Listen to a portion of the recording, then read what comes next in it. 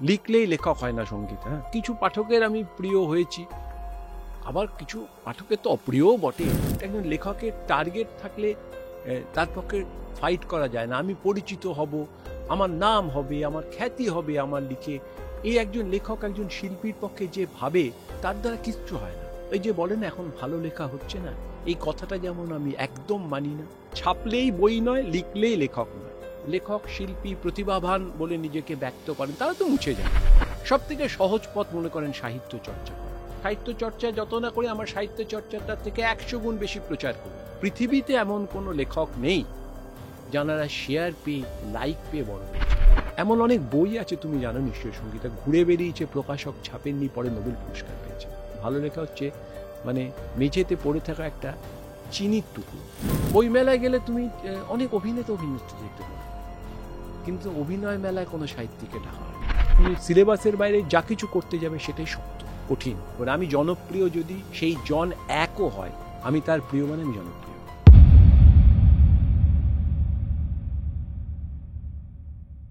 সঙ্গে সঙ্গীতায় আপনাদের সঙ্গে আমি সঙ্গীতা। আজকের এই পডকাস্টে আমাদের সঙ্গে রয়েছেন বিখ্যাত সাহিত্যিক এবং সাংবাদিক প্রচেত গুপ্ত। প্রচেতদা সাধারণত খুব একটা ক্যামেরার সামনে আসতে চান না, কিন্তু এই পডকাস্টে তিনি একেবারে মন থেকে আলোচনা করেছেন। তাকে একেবারে অন্যরকমভাবে চিনতে পারবেন এই পডকাস্টে।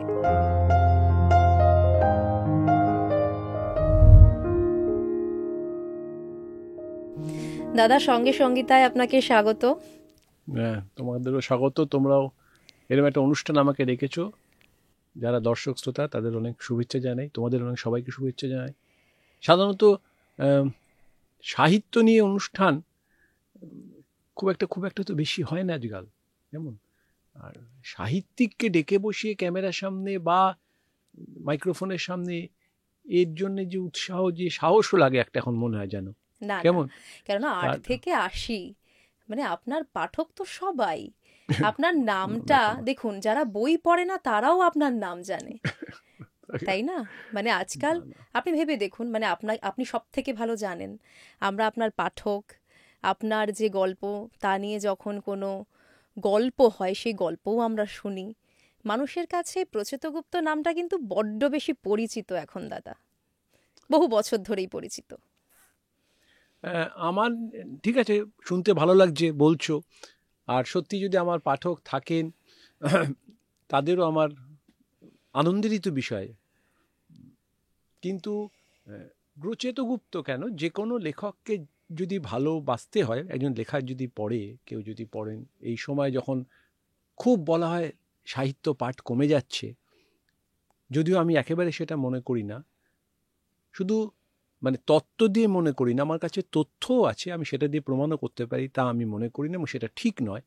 কিন্তু যদি তাই হয়, কিন্তু শুধু প্রচেতগুপ্ত পড়লে কিন্তু হবে না। মানে পাঠকদের এটা একটা প্রক্রিয়া, চলা একটা পথ, জার্নি, একটা জার্নির মধ্যে দিয়ে যে সাহিত্য পড়েছে, সাহিত্য পড়তে ভালোবাসে, মনে করে আমার গল্প, কবিতা, ছড়া, প্রবন্ধ না পড়লে আমার চলবে না, আমার হবে না, আমার মানে পুরোটা যেন সম্পূর্ণ হয়নি বলে মনে হবে, অনেকের ক্ষেত্রে, শুধু একজনকে ধরে সেই তারই আমি ফ্যান।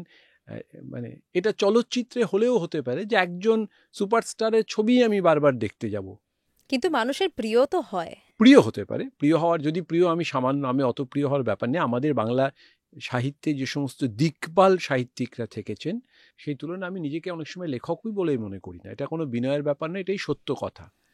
কিন্তু যদি প্রিয় কিছু মানুষের, হয়তো কিছু পাঠকের আমি প্রিয় হয়েছি, আবার কিছু পাঠকের তো অপ্রিয়ও বটে, এটাও তো সত্য সঙ্গীতা। দুদিকই থাকবে দাদা। দুটোই থাকবে।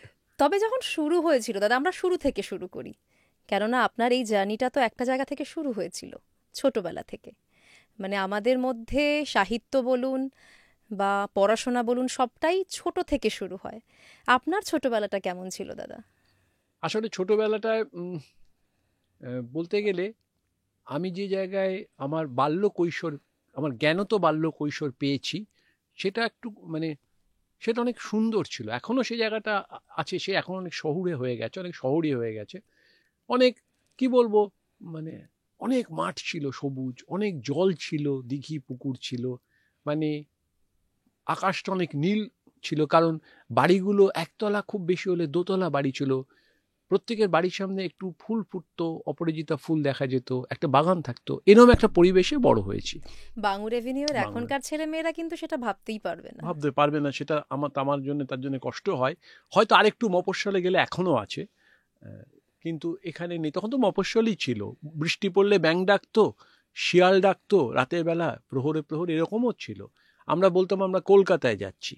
এর ফলটা কি, আমি জায়গাটার থেকেও বলতে চাইছি, এই যে প্রকৃতি মানুষের ওপর প্রভাব ফেলতো, প্রতিটি মানুষকে চিনতাম, কেমন জোরে দৌড়তে পারতাম, সবাই লাফাতে পারতাম, হই হই করতে পারতাম। কম্পিটিশনটা কখনোই কোনোই দিয়ে গোঁত্তা মেরে ছিল না, কেমন। তখনও তো সেই সময় যারা ভালো ছেলে মেয়ে যারা ছিল, এখনো তো পাড়ায় ছিল, তারা তো অনেক বড় বড় জীবনের প্রতিষ্ঠা পেয়েছেন। কিন্তু আমি ছোটবেলায় তারা দেখিনি, তারা মানে কেউ কাউকে পিছন থেকে ধাক্কা মারার কথা ভাবছে কেরিয়ার তৈরির জন্য। অনেকটা সহজ সরল ছিল জীবনটা। সেই সহজ সরল জীবন, কষ্ট ছিল, অনেকের কষ্ট ছিল, অনেক সমস্যা ছিল ঠিকই, কিন্তু যে সহজ সরল জীবনটা না, তার একটা প্রভাব আমার মধ্যেও পড়েছিল, কেমন।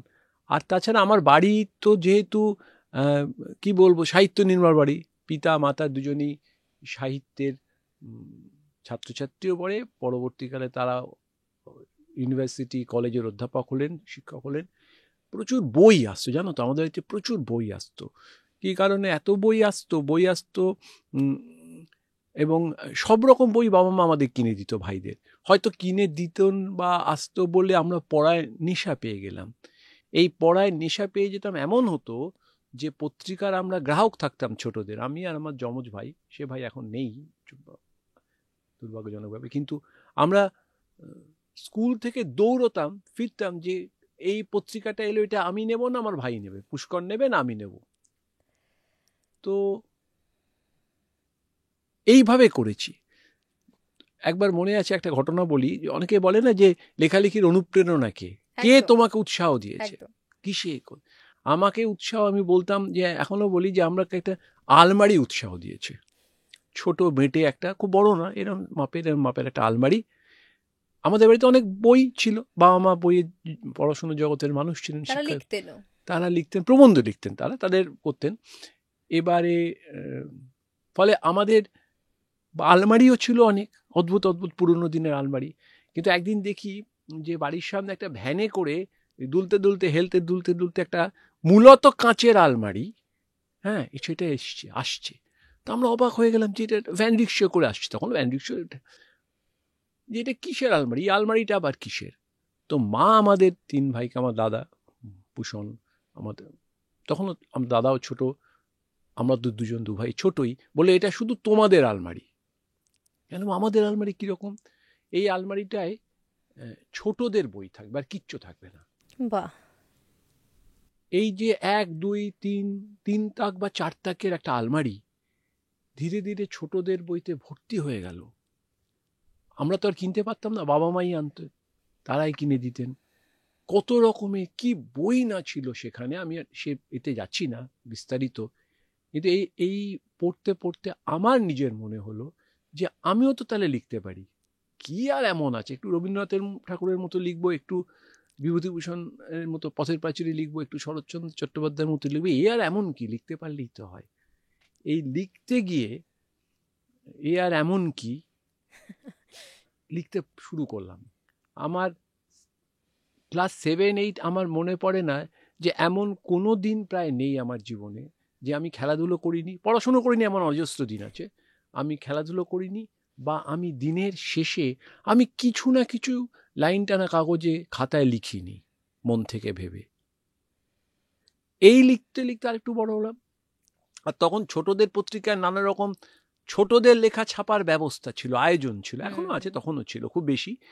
এবং আমি লিখতাম ছোটদের জন্য যাতে ছাপা হয়, বাবাকে দিতাম, যে বাবা যদি একটা পোস্ট করে পাঠিয়ে দেন।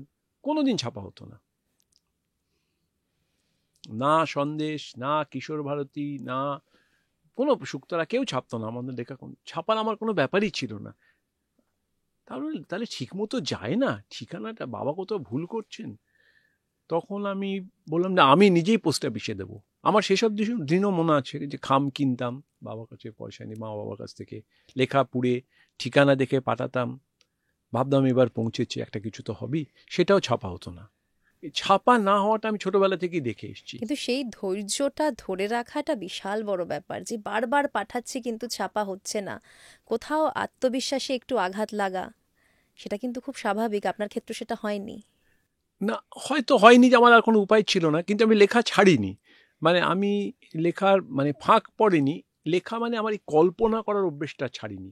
আসলে লেখা ছাড়াছাড়ির বড় কথা নয়, যে আমার মনের মধ্যে যে কল্পনাটা আসছে এটা আমার কাউকে বলা দরকার আছে।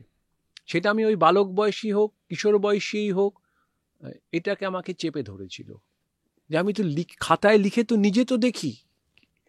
এবং আমি একটা সবসময় খুব গল্প টল্পের মধ্যে, আমি ডায়েরি লেখা বা কি ঘটিল সেটা লেখার মধ্যে ছিলাম না। আমি বানান মানে কল্পনা করব, ভাববো কি লিখছি। এই করতে করতে আমি এগোলাম এবং ব্যর্থ হলাম, সোজা কথা। তখন বুঝলাম যে এটা হবে না। তার মধ্যেও আমার খুব ছোটবেলায় নানা রকম আনন্দমেলা পত্রিকা, আমার প্রথম মুদ্রিত আকারে, আমি যদি বড় কোনো জায়গায় ধরি, এইটুকু রচনার মতো অংশ, সেটা বেরোলো। আমার খুব উৎসাহ হলো, আমি তখন আরও লিখলাম, আরও একটা দুটো বেরোলো ওখানে।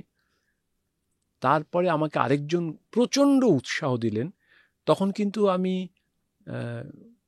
একটু বড় হয়েছি, কলেজে পড়ছি। কলেজে তখন তো 11-12 কলেজে পড়া হতো, সায়েন্স পড়তাম, স্কটিশ চার্চ কলেজে সায়েন্স পড়তাম, বিজ্ঞান নিয়ে ভর্তি হয়েছিলাম।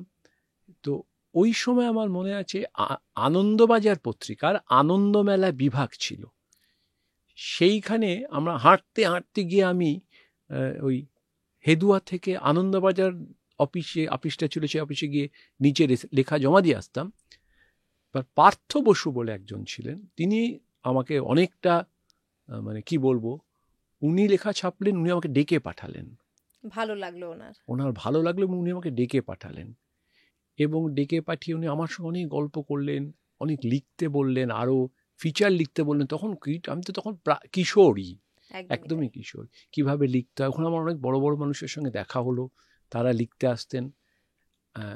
মানে প্রথমে এদিকে নীরেন্দ্রনাথ চক্রবর্তী আনন্দমেলায় আমার লেখা ছাপলেন। তারও প্রথমে আমার বাবা মা আমাকে আলমারি কিনে, আমাদের 3 ভাইয়ের জন্য বইয়ের আলমারি কিনে দিলেন। টানা একটা প্রসেস আছে, পদ্ধতি আছে। ও আরও একজন আছেন, যে এই যে লেখা ছাপা হতো না বা আমার লেখার উৎসাহ, এই যে আমি লিখতাম, আমাদের একজন গৃহশিক্ষক ছিলেন, তিনি আসলে নামেই গৃহশিক্ষক, তিনি এখনও আছেন, মানে আমার গৃহশিক্ষক নেই, তিনি এখনও আমার সঙ্গে যোগাযোগ আছে, সুকল্যাণ রায়। তিনি একটু অপূর্ব মানুষ, পাড়ায় সাধারণত এরকম অনেক অপূর্ব মানুষ আছে। সুকল্যাণ দা আমাদের দাদা, আমাদের পরিবারের মানুষ ছিলেন। তিনি আমার যাবতীয় লেখা পড়াতে আসতেন 2-1.5 ঘন্টা করে সকালবেলা। ওই ছোটোবেলায় ক্লাস 7, 8, 9, 10 আমার লেখা কিন্তু আমি পড়তাম। মাস্টারমশাই পড়ুন তো, ছাড়ুন তো মাস্টারমশাই, পড়ুন তো, দূর অঙ্ক পড়ে হবে, আমার গল্পটা পড়ুন তো, আমার লেখাটা পড়ুন তো। তার মানে উৎসাহটা ওখান থেকে প্রচন্ড পরিমাণে আসে। এরকম একটা মানুষ বোধহয় প্রত্যেকের জন্য, লেখক বলে না, সবার জীবনে লাগে সঙ্গীতা, যে তোমাকে বলবে যে মানে এটা হচ্ছে, তুমি চেষ্টা করো, আরো চলো, মানে জানলাগুলো খুলে দিলেন। আর আমি আমার জীবনে তার পরবর্তীকালে তো বড় হলাম, একটা বয়সের পর কর্মজীবন ইত্যাদি প্রভৃতি গেল। লিখেছি মাঝখানে, লিখিনি তা না, লিখে গেছি, অল্প অল্প অল্প অল্প করে লিখেছি, পড়েছি অনেক বেশি, লিখেছি অনেক কম হলেও লিখেছি। কিন্তু মূলত আমি বলবো খুব বেশি দিন না, মানে আমি আমার 2000 বা তার 1 বছর আগে 99-98 এই সময় থেকে আমি অনেক সিরিয়াস স্তরে লিখতে ঢুকে যাই। একটা সময় ভাবতাম শুধু ছোটদের জন্য লিখব, শুধুই ছোটদের জন্য লিখব, আর কিচ্ছু করব না কোনোদিন। তো একজন লেখক যদি পাগলা দাশু পড়ে, টম সয়ার পড়ে, হাকেলবেরি ফিন পড়ে, এমনকি বলবো নলিনী দাসের মেয়েদের অভিযান, গোয়েন্দা গন্ডালু যদি পড়ে ওই বয়সে, মানে আমার এইরকম আমার রেঞ্জটা যদি এরকম পড়তে পারে এবং সেটা যদি কল্পনার মধ্যে নিতে পারে, তাহলে তাকে তো মনে হতেই হবে যে আমি ছোটদের লেখাই লিখব। তারপর তো নানা কারণে ছোটদের লেখার সঙ্গে কিন্তু আমি এখনও খুব মন দিয়ে ছোটদের জন্য লিখি, চেষ্টা করি যখনই সুযোগ পাই, কিন্তু বড়দের চাপে তো পড়ে গেছি, জাঁতাকলে পড়ে গেছি আর কি। একেবারেই। 2004 সালে প্রথম উপন্যাস এলো, তাই তো? 2004 সালে প্রথম উপন্যাস বোধহয় প্রকাশিত হলো। আমার খুব সালটাল সঙ্গীতা মনে নেই, আমি তো বলতে পারবো না, এত লিখে ফেলেছি। প্রথম জীবনটা তেমন একদম প্রকাশিত হয়নি, অনেক জীবন, দীর্ঘ জীবন, প্রকাশ না হওয়ার জীবনটা কিন্তু অপূর্ব। সে গল্প যদি আমি কোনোদিন শোনো, সেটা একটা মানে যেমন আনন্দের গল্প, মজার গল্প, দুঃখের গল্প একদম নয়। আমি একটা লেখা লিখলাম, সে গল্প একটু বলিনি। এই গল্প লিখলাম, লিখে গেলাম এক পত্রিকা অফিসে সম্পাদকের কাছে, যেরকম যেতে হয় আমাদের সময়। তো এখন তো মেলে গল্প পাঠালেই হয়ে যায়, আগে যেতে হতো। গেলাম, গিয়ে বললাম এটা একটা পুজো আসছে, পুজোয় এই পত্রিকায় যদি একটা গল্প, আপনি আমার গল্পটা নেন, আমি তো মাঝে মাঝে লিখি। অবাক হয়ে আমার মুখের দিকে তাকিয়ে রইলেন। গল্প পুজো সংখ্যায়? প্রচুর, তো তুমি ঠিকঠাক আছো তো? তাহলে হ্যাঁ, কেন, অসুবিধে কি আছে? বলো অসম্ভব, পুজো শারদীয়ার সংখ্যা একটা বড় ব্যাপার, সাহিত্যিক কারা সব তখন সবাই লিখতেন। তখন কিন্তু আমার আজকের মতো নন, তখন সুনীল গঙ্গোপাধ্যায় লিখছেন, বুদ্ধদেব গুহ লিখছেন, বিমল কর লিখছেন, মতিনন্দী লিখছেন। তখন মানে যারা আমাদের, যে যাদের কথা শুনে আমরা ভাবি মানে সেই ওই রকম সময় সবাই লিখছেন, রমাপদ চৌধুরী লিখছেন। তো করার পর আমি বললাম নেবেন? বললো না না, নেওয়ারও দরকার নেই, খামের মধ্যে লেখাটা রইল, আমরা তাহলে একটু রাখুন, পরে পড়বেন। বললো না না, এত লেখার মধ্যে হারিয়ে যাবে, দেখছো পুজো সংখ্যার কাজ করছি এখন, না তুমি লেখো, আস্তে আস্তে শেখো, মানে ভালো প্র্যাকটিস করো, নামটা হোক, তখন পুজোর সংখ্যা লেখা তুমি লিখতে পারবে। তো আমার খুব মনটা ভেঙে গেল, হায় রে, পুজো সংখ্যা আমার লেখা হলো না। তখনও যে আমি খুব বেশি বাইরে লিখি তা না, ওটা একটু খ্যাপামি ছিল। ওখানে যদি আমি বসে থাকতাম, আমি তো এমনি কাউকে ডেকেই বের করে দিতাম। উনি খুব কমই করেছেন, আমাকে বেশি কিছু খারাপ কিচ্ছু করেননি। তো আমি মন ঘুরে একটু হাঁটতে হাঁটতে যাওয়ার পথে একটা পোস্ট অফিস পড়লো, সেখানে ঢুকলাম। সেখানে ঢুকে আমি আনন্দবাজার কাগজের রবিবাসর গল্প ছাপা হতো, রমাপদ চৌধুরী তার সম্পাদক ছিলেন, ওসব আমি জানতাম না। আমি তো গল্পটি দিয়ে দিলাম, সেখানে পাঠিয়ে দিলাম। কিছু না দেখি বাড়িতে ফেরত নিয়ে যাব, কেউ নিল না, পাঠিয়ে দিলাম। পাঠিয়ে দেওয়ার পর যেটা হলো, কিছুদিন পরে তখন টেলিফোনে এলো, আমাকে টেলিফোন এলো আনন্দবাজার ওই রমাপদ চৌধুরীর দপ্তর থেকে, উনি তখন সম্পাদক। এবার যে ভদ্রলোক ফোন করলেন, খুবই বকলেন। হ্যাঁ, যে আপনি, এই আপনার নাম, আর ধর্মীধর আমি ধরেছি, বললেন যে আপনি জানেন না কত বড় লিখতে হয়, আপনি যা মনে হয়েছে লিখে দিয়েছেন, এত বড় গল্প কি রবিবাসরে ছাপা হয়, আপনারা কি বই কাগজ পড়েন না? আমি তো খুব বিপদ করে, আমি আর কোনোদিন লিখবো না। আমি বললাম আমি পাঠাবো না, কোনো দিনই লিখবো না। বলে হ্যাঁ, এইটুকু সেন্সে, মানে খুব বকাবকি করলেন। তা বকাবকি করলেন, যে কি করলাম, কেন করতে গেলাম, কি কেন পথে পষ্টবাসী বা কেন পড়লো, দিলামই বা কেন করে। লেখা শেষে বকুনি শেষ করুনি, বললেন শুনুন, রমাপদবাবু বলেছেন যে আপনি লেখাটা কোথাও দেবেন না, লেখাটা আমাদের কাছে থাকবে, বুঝলেন? মাথায় ঢুকলো? বললাম হ্যাঁ। আনলাম যে এটা বোধহয় রেখে দিয়ে সবাইকে ডেকে বলবে, দেখো কি কি সব লোক লেখা পাঠায়। খুবই ব্যথিত হলাম, কাউকে বলতেও তো পারছি না, ভয়ে বলে কি বিপদ। সেই বছর আমার মনে আছে, সেই বছরই পুজো সংখ্যায় সেই লেখাটা তো বেরোলো বটেই, এত সব লেখকের সঙ্গে, বিখ্যাত লেখকের সঙ্গে সেই লেখাটা বেরোলো। আমার কল্পনা, তখন তো কল্পনা করার কথাও নয়, যে আমি খুব অবাক হয়ে ভাবলাম যে লেখা এভাবেও বেরোয়, এভাবেও একজন লেখা ছাপেন। এবং এই লেখাটার নাম ছিল বিভ্রম, আমার মনে আছে।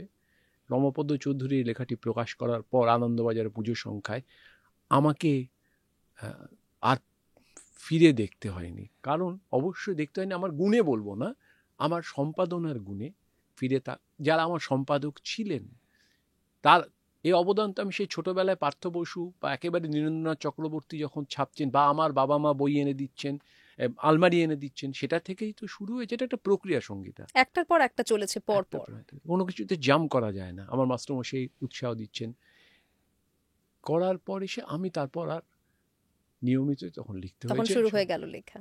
হ্যাঁ, নিয়মিত শুরু হয়ে গেল। এত দূর আসতে হবে ভাবিনি।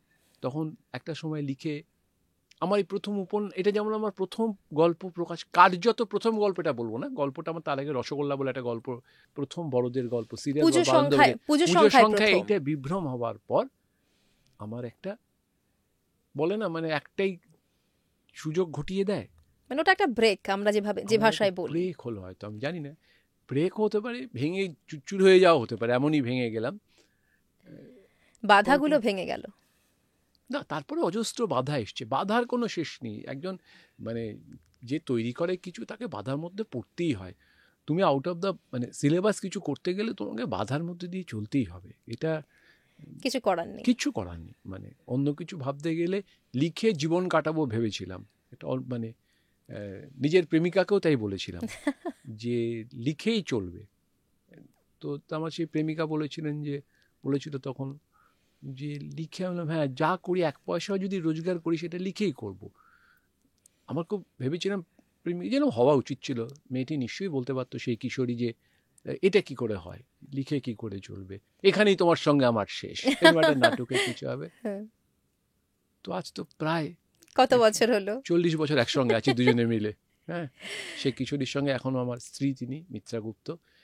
তো এমনও হয়েছে যাতে আমার লিখে না, অন্য কিছু করতে যাতে না হয়, চাকরির ফর্ম বাড়িতে এলে খুব যে জোর করেছিল এরকম না, যদি বা এসে যেত, যদি দুঃখ না দিই, তোষকের তলায় লুকিয়ে রেখেছি আমি, মানে যাইনি সেখানে, অন্য কিছু করে আমি করব না, যা করব 1 পয়সা রোজগার করবো লিখে। খুব মানে মানে একটা এই কথাটা এখন আমি এটা অবাক একটা লাগে। মারাত্মক লেভেলে প্যাশন না থাকলে তো এটা সম্ভব নয়। মানে ওই প্যাশনটা ছিল বলেই দাদা হয়তো আজকে আপনি এই জায়গায়।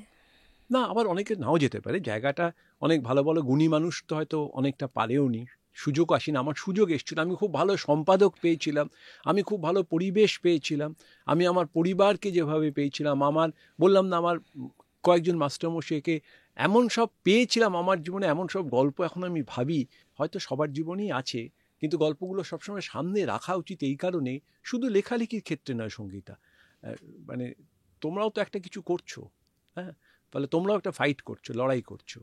সেই আমি তো কিছু হব বলে ফাইট করিনি, আমার তো কোনো টার্গেট, একজন লেখকের টার্গেট থাকলে তার পক্ষে ফাইট করা যায় না। আমি পরিচিত হব, আমার নাম হবে, আমার খ্যাতি হবে আমার লিখে, এই একজন লেখক, একজন শিল্পীর পক্ষে যে ভাবে, তার দ্বারা কিচ্ছু হয় না। কিন্তু এখনকার দিনে তো এটা একটা জায়গায় পৌঁছেছে, এখন কিন্তু মানুষ খুব সহজেই অনেক কিছু পেয়ে যেতে চায়। একটু কড়া কথা বলবো? হ্যাঁ হ্যাঁ, একদম। আমি জানি না, তোমাদের পডকাস্ট ভালো সুন্দর, তোমরা সব ভালো গল্প করে বলো। সমস্যা কি জানো তো, আমি লেখার ক্ষেত্রেই বলি, আমি কাউকে ছোট করছি না। এত এই যে বলে না এখন ভালো লেখা হচ্ছে না, এই কথাটা যেমন আমি একদম মানি না। অনেক জায়গা ভালো লেখা লিখছেন, অনেক, আমি এক্ষুনি নাম বলে 10 জনের নাম বলতে পারি যার আগামী দিনে দারুণ হবে। এটাও যেমন ঠিক, কলকাতাতেও আছেন কেউ কেউ, আবার এটাও ঠিক, লেখার থেকে নিজের ছবি প্রচার করতে অনেকে বেশি ব্যস্ত হয়ে পড়েছে। সোশ্যাল মিডিয়ার যুগ তো এটা। দেখো, সোশ্যাল মিডিয়ার যুগ, প্রত্যেক সময় কারুর না কারুর যুগ আসে, যুগ তো আসবেই, যুগের তো কোনো শেষ নেই। কেমন, কোনো না কোনো যুগ তো নেই বলে তো লাভ নেই, সবসময় তাই এসছে। কেমন, কিন্তু আমি লেখক, আমি লিখি, আমি আঁকি, আমি গান গাই, এই যদি আমার কাজ হয়, মানে আমি এটা যদি আবার তারও না হয়, যার ছবি, যিনি ছবি প্রচার করছেন, একজন চলচ্চিত্রে অভিনেতা অভিনেত্রী ছবি বেশ করছেন, ঠিক করছেন, সেটাই তার প্রফেশন, সেটাই তার কাজ, তিনি তো ছবি প্রচার করবেন, আমাদের ছবি দেখার ব্যাপারই আছে, সে তো আমি। কিন্তু লেখক নিভৃতে লেখা কাজ ছিল, সে সগৌরবে নিজের ছবি যদি প্রচার করে, সে সোশ্যাল মিডিয়ায় করুক, যে মিডিয়াতেই করুক, সেটা না ভালো হয় না, লাভ হয় না। বরঞ্চ ওই যে ছেলেটি বা ওই যে উত্তরবঙ্গে বা দক্ষিণবঙ্গের কোণে বর্ধমানে বসে একটা একা লিখছে, জানেও না কোথায় দিতে হয়, লেখা কিভাবে দিতে হয়, সে ঠিকানা, মেল আইডিও জানে না, হয়তো ও ঠেকানো যাবে না, ওকে ঠেকানো যায়ও না। আমাদের কি ঠেকানো গেছে? আমরা কি আটকাতে পেরেছি? আটকাতে তো পারিনি। সম্পাদকও খুঁজে নেবে, ওকে আটকাতে হবে না, প্রকাশকও খুঁজে নেবে, ওকে আটকাতে পারবে না। যে ছবি আঁকে তাকে খুঁজে নেবে। এই যে লেখকরা যখন লাইক আর শেয়ারের কোট আনকোট লেখক, লিখলেই লেখক হয় না সঙ্গীত, হ্যাঁ, এটা সবথেকে বড় কথা। যদি মনে করেন আমার কিছু করার নেই, আমি মার্জনা চেয়ে নিচ্ছি, লিখলেই লেখক হওয়া যায় না। আমি এটা লিখেওছি, ওই বইটা বারবার লিখেছি, যেমন দুটো মলাটের মধ্যে কিছু পাতা ছেপে দিলাম, ওটাকে বই বলা যায় না। বাংলায় তো মানে আমাদের এত সাহিত্য আছে, ওটাকে বই বলা যায় না, ছাপলেই বই নয়, লিখলেই লেখক নয়। এমন কি পড়লেই পাঠক নয়। শুনতে অবাক লাগে, পড়ে কেন পাঠক নয় কেন? আমি যা পাচ্ছি তাই পড়ছি। আরে বাবা, তাহলে কি আমি পাঠক হয়ে গেলাম? পাঠক তো নয়। লেখাটা হচ্ছে, লেখা কেন, লেখাটাকে আমি একটা সামনে রাখছি, লেখাটা সব কিছুর মধ্যে। এটা তুমি নাই দিয়ে পারো, তুমি সারাক্ষণ তুমি নিজেও লিখছো সঙ্গীতা, তুমি তোমার পেশা অন্য, কাজ অন্য, ভাবনা অন্য, তুমি ব্লগ করছো, ওই করছো, তুমি পডকাস্টে বসছো, যাই করো, তোমার সঙ্গে কথা বলেও যা বুঝতে পারলাম তোমার মধ্যেও লেখা রয়েছে। আমাদের সকলের মধ্যে লেখা থাকে। একজন লেখক কি করে, সেই তার হাতটা ধরে, এই গল্পের হাতটা ধরে, করে সে নিজে লিখে ফেলে। তোমার আমরা সেটা তোমার লিখে উঠতে গল্পের পারি হাত, না। তোমার কাজ নয় লিখে ওঠা, সবার কাজ নয়। সবার তো লেখা কাজ, তুমি যে কাজটা করছো এটা আবার আমার কাজ না। আমার কাজ হচ্ছে তোমার গল্পটা ধরে ফেলা। লেখা এটাই, এটাকে বলে দেওয়ার চেষ্টা। আর কেন বলবো, বলছি এই কারণে, আমি মনে করি লেখকের হাতে আলো থাকে, আলো নিয়ে বেরোনো উচিত। খানিকটা আলো থাকবে, তিনি লিখতে লিখতে সেই আলো তিনি ফেলতে ফেলতে যাবেন। মানে দুঃখের মধ্যেও আলো পড়বে। আলো কি শুধু আনন্দের হয় তা না, দেখানোর জন্যও হয়, যে হে পাঠক তুমি দেখো এই আলো আমি ফেললাম। এই যে কষ্টটা, তুমি পথের পাঁচালী পড়তে পড়তে জানো, তুমি যদি অপু দুর্গার দুঃখ, ওদের বাড়ির দুঃখ না বোঝো, তুমি বড় হয়ে ভাই কি করে তোমার বাবা মার কথাটা মনে রাখবে? সেই জন্য তোমার আর টাকা পাঠাতে ভুল হয়ে যায়, বিদেশে গেলে মনে থাকে হতেই না, বাধ্য। তখন তোমার তো মনে সেই সেন্সটাই তো আমার বাবা মা তৈরি করলো সেই না। ইমোশনটাই তৈরি হয় না। তুমি যদি তোমার সন্তানকে বা পরের প্রজন্মকে, তোমার পরের যে প্রজন্মকে যদি তুমি এমন কোনো বই না পড়াতে পারো যাতে তার বেদনা তৈরি হবে, ভালোবাসা তৈরি হবে, দায়িত্ব তৈরি হবে, শিক্ষামূলক বলছি না, সবটাই তো গল্পের মধ্যে থাকে। একদম একদম, তুমি সবটুকু দরকার। তুমি পড়ালেই না, তারপরে তুমি তাকে বললে এইসব পড়ে কী হবে, সিলেবাসের। আমি আমার একজন ভদ্রমহিলাকে চিনি, আমি শুনেছি তিনি বলছেন যে আমার ছেলের জন্মদিন, বোধহয় ছেলে 9 বা 10-এ পড়ে, আমার কলিগ স্কুলে পড়ান, একটা ফেলুদার না কিশোরের বই দিলেন। আমি সেই বইটা ড্রয়ারে রাখলাম, কারণ ছেলে এত পড়তে ভালোবাসে, ঝাঁপিয়ে পড়ে বইটা পড়বো, পড়াশুনো নষ্ট কি হবে। ভয়ঙ্কর! হ্যাঁ, এই ভয়ঙ্করটা। এরপরে যখন কোনো ছেলে, অন্য কোনো মেয়ে তার বাবা মাকে ভুলে যায়, তখন তো বাবা মা এসে আমাদেরই কত লোক বলে ছেলেটাকে কি মানুষ করলাম। তুমি কি মানুষ করেছো? বই পড়াতেই হবে। ভালো জীবনের ইমোশন গুলো তো ফিলই করতে পারবে না, মানে বই পড়া তো অ্যাকচুয়ালি একটা ইমোশন, প্রত্যেকটা গান ইমোশন ফিল শোনাতে করা হবে, যায়। ভালো থিয়েটার দেখাতে হ্যাঁ, হবে, ভালো যেটুকু খরচ করার জন্য দরকার নেই। তুমি যদি আমাদের একাডেমি অফ ফাইন আর্টসে বা যে কোনো চিত্র প্রদর্শনীতে, যে আমি একটা গোলও আঁকতে পারি না, আমার একটা সমস্যা আছে, সেই গোলটা সবসময় আমার ভাই খুব ভালো আঁকতে পারত, চৌকো হয়ে যায়, হাতের লেখাও খারাপ, ছবিও খারাপ, কিন্তু আমি এটুকু দেখে বুঝি যে এই ছবিটা দেখলে আমার মনের মধ্যে কিছু একটা এফেক্ট, মানে প্রতিক্রিয়া হয়। এই ছবি যদি একটা ছোটবেলা থেকে তুমি না দেখাতে পারো, কটা ফুটফল, কজন লোক ঢোকে, খুব কম যায়, তুমি গিয়ে দেখো তো খুব কত কম। ভালো ভালো প্রদর্শনী হচ্ছে, ছবি আঁকা যাচ্ছে কজন, কটা সামনেই তো বাবা মা আসে নিয়ে না, যাচ্ছে, সামনেই আসে না। কটা বাবা মা নিয়ে যাচ্ছেন তার ছেলেকে, যে চল অন্য তো দেখলি, চিড়িয়াখানা তো হলো, এই দেখ না ছবি, একে বলে ছবি, বড় কোনো ব্যাপার না, কোনো খরচ নেই, টিকিট লাগে না। তারপরে আমি আশা করব যে আহারে ছেলেটাকে মানুষ করলাম কিন্তু কথা ভুলে যাচ্ছে, এটা কোনো কথা না।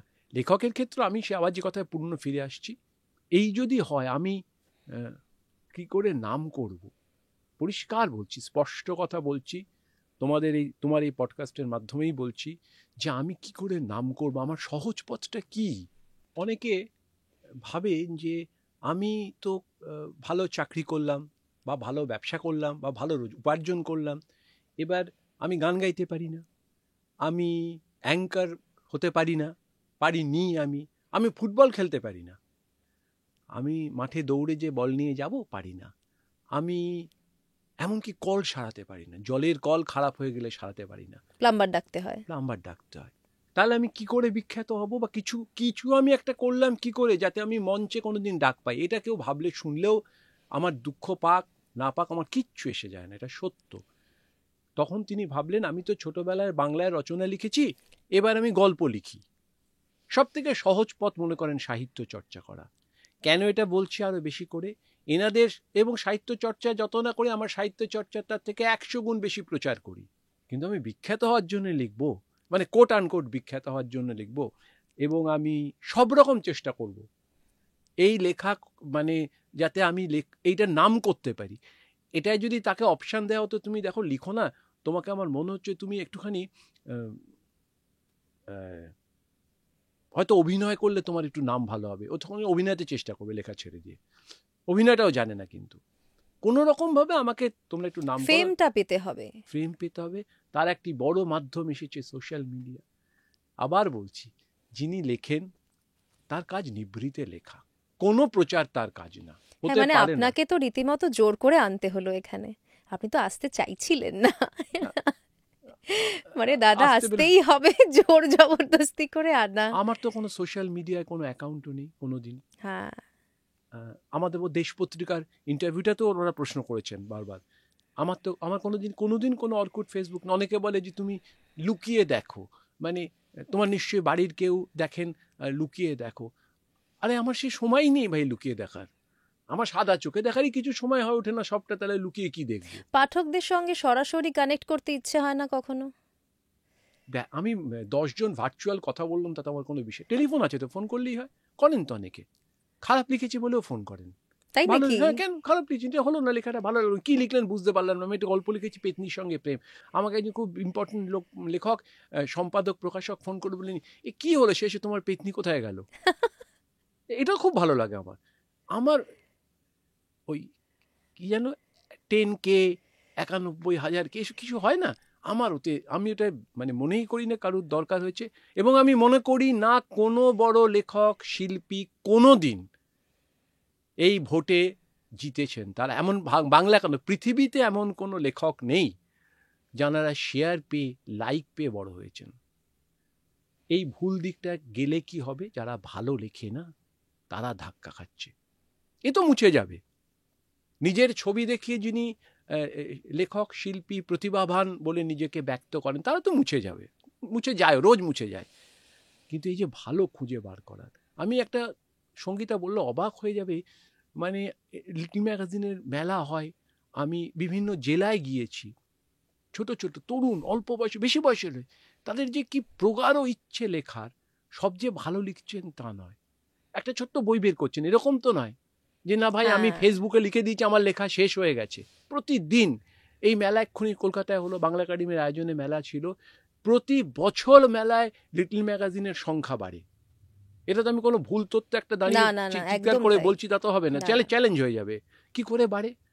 কই সেই ছেলে বা মেয়েটি তো ভাবতে পারে, আরে ভাই আমার ফেসবুকে ছবি হয়, ওর মধ্যে শেয়ার আছে, ওর মধ্যে লাইক আছে, ওতে থাকলে হবে, তা তো করে না। এইটুকু বিক্রি হয়,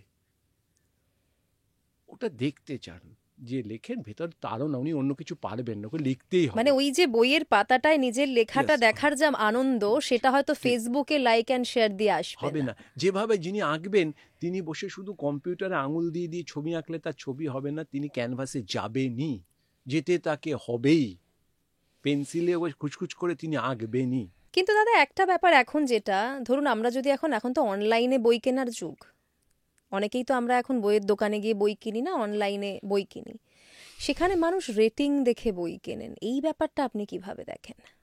আমার বইটা তো রসগোল্লা নয় যে তার রেট হবে, যে অমুক দোকানের রসগোল্লা একটু চিনি কম, রেট 2, অমুক গল্পে একটু চিনি বেশি, রেট 3, এটা তো নয়। রেটিং দেখে বই কিনবে? কার রেটিং? কে রেটিং দিচ্ছে? ভোট নাকি? এমন অনেক পৃথিবীতে বই আছে 2 কপি বিক্রি হয়েছে, দুর্দান্ত বই। সতীনাথ ভাদুড়ী কটা বিক্রি হয় প্রতি বছর? বাংলা সাহিত্য সভ্যতা যতদিন থাকবে ততদিন তার নাম থাকবে। কি কোনো উপায় আছে নাকি? এর কোনো মানে আছে? বাদল সরকারের নাটক, যে আমি বইয়ের দিক থেকে বলছি, না থিয়েটারের দিক না, আমি আমার বাড়িতে নিজেদের সমগ্র আছে, কটা বিক্রি হয়? তো ও কোনো উপায় আছে নাকি? ও বেরিয়ে থাকা যাবে নাকি? ওটা না পড়ে মাঝে মাঝে উপায় পথ আছে নাকি? সাহিত্য এবং শিল্প কখনো ভোটে দিয়ে নির্বাচিত হয় না। একজনও যদি পড়ে, আমি তো মনে করি আমি জনপ্রিয় যদি সেই জন একও হয়, আমি তার প্রিয় মানে আমি জনপ্রিয়। আমি আবার এটাও ঠিক, বেশি মানুষ পড়লেন, বেশি মানুষ দেখলেন। ব্লুহেরে তো শুনেছি, আমার যাওয়ার, বিদেশ যাওয়ার যোগ্যতা নিয়ে গিয়ে উঠতে পারিনি, এরকম কথা বললে হবে দাদা? সেখানে নাকি 3 মাস 4 মাস আগে মিউজিয়ামে যাওয়ার জন্য টিকিট বুক করতে হয় শুনেছি। তার মধ্যে কত মানুষ পৃথিবী দেখতে চান। বেশি লোকও পড়েন এমন উপন্যাস বইও আছে, প্রচুর মানুষ পড়ছেন, প্রচুর জনপ্রিয়, পাঠক প্রিয়, তার মধ্যে অনেক ভালো ভালো লেখা আছে। রবীন্দ্রনাথ ঠাকুরের থেকে বড় পাঠক প্রিয় কে? বলে না, ও তো জনপ্রিয়, ওর পড়ো না। রবীন্দ্রনাথ ঠাকুরের থেকে বড় পাঠক প্রিয় কে? তাহলে তো বলতে হয় যে রবীন্দ্রনাথ ঠাকুরকে আপনি কিভাবে দেখেন? রবীন্দ্রনাথ ঠাকুরকে থেকে বেরোনোরই তো কোনো পথ পাইনি, আর দেখবো কি দূর থেকে? ওর মধ্যেই তো ঢুকে থেকেছি, যবে থেকে সচেতন হয়েছি তার মধ্যেই ঢুকে থেকেছি। কিন্তু আমার ওটা নিভৃত ভাবনা, আমি ওটা আমার একটা সময় আমার কাছে সবাই অভিযোগও করলো যে সব লেখায় কেন না কোনোভাবে রবীন্দ্রনাথ কেন, যা লেখো তাতে একটু রবীন্দ্রনাথ ঢুকিয়ে দাও কেন, ঢুকে যায় কেন? বাট আমি বললাম ঢুকিয়ে দিই কি আর ইচ্ছে করে? ভেতরে কোথাও বসে কোথাও রয়েছে, থাকেন বলে হয়তো ঢুকে যায়। আর আমি তো রবীন্দ্র বিশেষজ্ঞ নই, রবীন্দ্র প্রেমিক হিসেবে তেমন কেউ চেনেও না। আমি থাকলেও ওই প্রেম আমার ভেতরের প্রেম, ও ব্যাপার আমি লোক দেখানো প্রেম নয়। আর আমার গিন্নি বুঝে নেব, আমার লোককে বুঝিয়ে দরকার নেই, আমার প্রয়োজনই নেই। আর লেখায় যেটুকু রবীন্দ্রনাথ আসেন, এই পেতনিতেও আসেন, সব জায়গায় আসেন, যেখানে পেতনি গল্প লিখে চলে আসেন ভয়, সেখানে উনি নিজের মতো চলে আসেন। সেটা আমার দেওয়ালির ওপর নির্ভর করে না কোনো।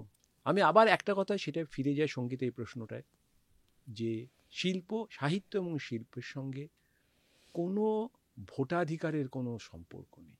এমন অনেক সাহিত্য এবং শিল্প আছেন, এমন অনেক বই আছে, তুমি জানো নিশ্চয়ই সঙ্গীতা, ঘুরে বেরিয়েছে, প্রকাশক ছাপেননি, পরে নোবেল পুরস্কার পেয়েছেন, ওতে কিছু এসে যায় না। দাদা, এত বছর ধরে লিখছেন, এই যে আমরা সাফল্য নিয়ে কথা বললাম, যে সফলতা কত তাড়াতাড়ি আসবে, সাফল্য কত তাড়াতাড়ি আসবে, এটা নিয়ে মানুষ ভাবেন। আপনার জীবনে প্রায় 40টা বছর আপনি চেষ্টা করে গেছেন, তারপর সেই রকম সাফল্যের মুখ দেখেছেন। সেখানে নিজের মনের জোরটা কোথায় ধরে রাখতেন, কিভাবে ধরে রাখতেন? আমি চেষ্টা করেছি লেখবার, জানো তো, মানে আমি সফল হব কি ব্যর্থ হব ভাবিনি। এখনো আমার লেখা, বললে বিশ্বাস করবে কিনা জানি না, আমার এখনো লেখা অনেক সময়, মানে কিছু সময়, অল্প সময় হয়তো, এটা বলতে আমার কোনো দ্বিধা নেই, মনোনীত হয় না। আমাকে সম্পাদক বলেন এই লেখাটা ভালো হলো না, আমাকে প্রকাশক বলেন এই লেখাটা হলো না, এবং আমি খুব মাথা পেতে মেনে নিই, কারণ সম্পাদকেরই তো ওটা কাজ। তোমার কাজ, তুমি আমার পডকাস্ট শুনছো, বলোচ্ছ, একটা জায়গায় গিয়ে যদি তুমি এডিট করতে বসে তোমার মনে হয় না এই কথাটা ঠিক হলো না, যদি তোমার মনে হয় আমার প্রশ্নের সমুচিত উত্তর তুমি তো পারবে, ওটা তো তোমার কাজ। আর যদি তোমার কাজ না হয়, আমি এত করে বলছি কেন? তাহলে তো তোমার, আমি একা হলেই পারতাম। ফেসবুক, কোনো সম্পাদনা নেই, পৃথিবীর কোনো কিছুতে সোশ্যাল মিডিয়ার কোনো সম্পাদনা হয় না। তা কি হয়? কত ভালো লেখা সোশ্যাল মিডিয়ায় হয়, কত ফেসবুক আমি শুনেছি, আমি জানি না, কিন্তু আমি শুনেছি, পরে আমি দেখেছি ফেসবুক থেকে হয়েছে। আমি বলি না যে কোন ওয়ালে লিখছে বড় কথা নয়, কেমন গুহার ওয়ালেও লেখা হতে পারে, একটা সময় তো হতো। তাই তো হতো, সে লেখা রয়ে গেছে। ফেসবুকের ওয়ালে লিখলেও ভালো লেখা হয়েছে, কিন্তু তার মানে এই নয় যে কোনো সম্পাদক থাকবে না, কোনো সম্পাদনা উঠে যাবে। সাহিত্যে সম্পাদনার একটা মারাত্মক গুরুত্ব রয়েছে। অবশ্যই, অবশ্যই, সব কিছুরই আছে, চলচ্চিত্রের আছে, থিয়েটারের আছে, ছবির আছে। আমাকে মুক্ত করে দাও, আমি মুক্ত, আমারটা কেউ হাত দিতে পারবে না, যা খুশি তাই আমি বলবো, যা খুশি আমি তাই লিখবো, এবং আমি প্রচার করবো, নিভৃতে কোনোটাই করব না। এইটা ঠিক আমার জন্য নয়। মানে আমি চাই আমার একজন সম্পাদক যেন শেষ দিন অবধি আমার জন্য একজন সম্পাদক থাকেন, তিনি যেন বলেন যে আপনার এইটার মানে হলো না এই শেষ দুটো লাইন, আমি তার সঙ্গে একমত হব না, কিন্তু তিনি যেন থাকেন। মানে একজন ক্রিটিক থাকা দরকার, যে আপনাকে প্রতি পদে ধরিয়ে দেবেন যে কোথাও আপনি ভুল করছেন কিনা, কোথাও আপনি পিছিয়ে পড়ছেন কিনা, কোথাও আপনি আপনার বেস্টটা দিতে পারছেন কিনা। তার মতে আমি তাকেই বাজবো নিশ্চয়ই। একদম। আমি নিশ্চয়ই এমন লোককেই সম্পাদক হিসেবে মনে করব, যিনি আমাকে বলবেন এটা ঠিক হলো না, তাই তো? তা নইলে আমার হবে কি করে? একদম। তাহলে তো সিনেমায় যে তুলতো ডিরেক্টর সবটা ছাপত, একজন সম্পাদক থাকেন তো, তার সঙ্গে কথা বলে কাটা হয়। দাদা, আমরা যেখানটায় ছিলাম, মানে আপনার সেই স্ট্রাগলের টাইমটা, যে সময়টায় আপনি স্ট্রাগল করেছেন লাইফে, লেখা লিখেছেন, বারবার পাঠিয়েছেন, কিন্তু সিলেক্ট হয়নি। সঙ্গীত এটাকে ঠিক স্ট্রাগল বলে না, আমার না করে উপায় ছিল না। তোমার যেটা করতেই হবে সেটা কি তুমি তাকে সংগ্রাম বলবে? এটা তোমার জীবনের প্র্যাকটিসের মধ্যে, ফলে এটাকে আমি স্ট্রাগল বলবো না। আমি কোনোদিন সরে যাইনি, যেটা আমার সামনের প্রজন্মের কাছে, লেখক প্রজন্মের কাছে, সত্যিকারের লেখক প্রজন্ম, ফেসবুক লেখক, মানে ফেসবুকে মানে নিজের প্রচার সর্বস্ব লেখক প্রজন্ম, যারা সত্যিই লিখতে চান, তাদের কাছে আমার বক্তব্য, আমার বলার কথা, পরামর্শ তো নয়, আমার বলার কথা যে কোনো, আমি যদি আমার লিখতে ভালো লাগে, আমার যদি মনে হয় আমি লিখব, আমি না লিখে পারছি না, আমি এই কথাটা আমাকে বলতেই হবে, সেটা মানুষের মধ্যে সম্পর্ক হতে পারে, নরনারীর সম্পর্ক হতে পারে, সমাজের সঙ্গে মানুষের সম্পর্ক হতে পারে, প্রকৃতির সঙ্গে আমার সম্পর্ক হতে পারে, আমি একমাত্র আমার উপায় বর্ণনা করা। দুঃখ, ভালোবাসা, বেদনা, প্রতিবাদ চাই হতে পারে। যদি মনে হয় আমার আর অন্য কোনো, এটা আমার প্রকাশ করার দরকার এবং আমার প্রকাশ করার অন্য কোনো ভাষা নেই, লিখে যেতেই হবে। যিনি আঁকবেন তিনি এঁকে যেতেই হবে, অন্য কোনো পথ নেই, এটা সংগ্রাম না। আমি সেভাবেই গেছি, সেভাবেই যেতে যেতে আমি তো বললাম আমি 2-1টা ব্রেক পেয়েছি, আমি আমার ভালো সম্পাদক পেয়েছি, অনেক পাঠক তো পেয়েছি, কিন্তু আমি যে বলি শুধু প্রচোদগুপ্ত পড়লে কিন্তু প্রচোদগুপ্তর পাঠক অনেক পড়তে হবে, আরও খুঁজে খুঁজে পড়তে হবে বরঞ্চ।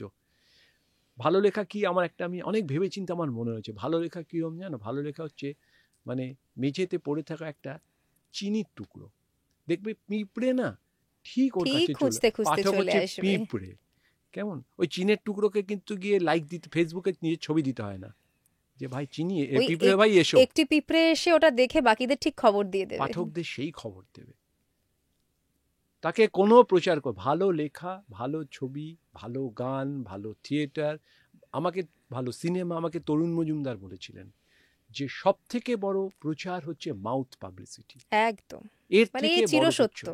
তুমি যদি আজকে আমাকে বলো যে দাদা একটা কবিতা পড়লাম আপনি পড়বেন, আমার না হয়তো আমি ভুলে যাবো, বেরিয়ে আমার মনে পড়বে আরে কে একটা বলেছিল না কবিতা, হ্যাঁ, কোনোদিন পেলে তো পড়ে দেখবো তো বটে, তারপর বলবো দূর সঙ্গীতা বোঝে না, কিন্তু পড়ে দেখবো, হোর্ডিং দেখলেও পড়বো না আমি, আমার সেন্স ওটার হোর্ডিং দেখলেও পড়বো, কারণ ওটা কবিতা, ওটা একজনকে বলতে হবে। চিনির টুকরো ওটি ভাই পিঁপড়ে পাঠক খুঁজে নেবে, এটাই তো নিয়ম। আমি সেই জন্য আমি এটাই স্ট্রাগলের মধ্যে দিয়ে গেছি, করতে করতে পেয়ে, আমি স্ট্রাগল কথাটা আবার উইথড্র করছি, স্ট্রাগলের মধ্যে আমি আমার অভ্যেসের মধ্যে দিয়ে গেছি, করতে করতে পেয়েছি, আমি ভালো সম্পাদক পেয়েছি যারা আমাকে বুঝেছেন, তারা আমাকে লিখতে বলেছেন, পাঠক তো পেয়েছি। আমি তাও মনে করি পাঠক ভালো পাঠক হওয়ার জন্য শুধু আমাকে পড়লে পাঠক হওয়া যায় না, তোমার যদি আমার একটা লেখাও ভালো লাগে, সেটা তুমি আসলে আরও অনেক লেখা পড়ো বলেই তোমার ভালো লাগছে।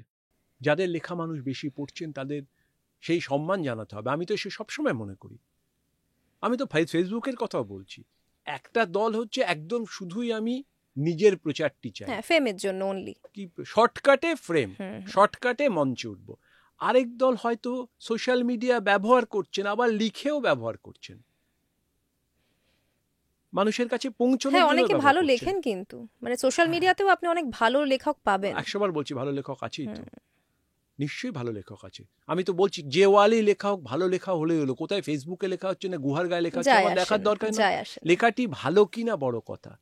কিন্তু সর্বোপরি আমি বলবো লেখক শিল্পী নিভৃতে থাকাটাই কাজ।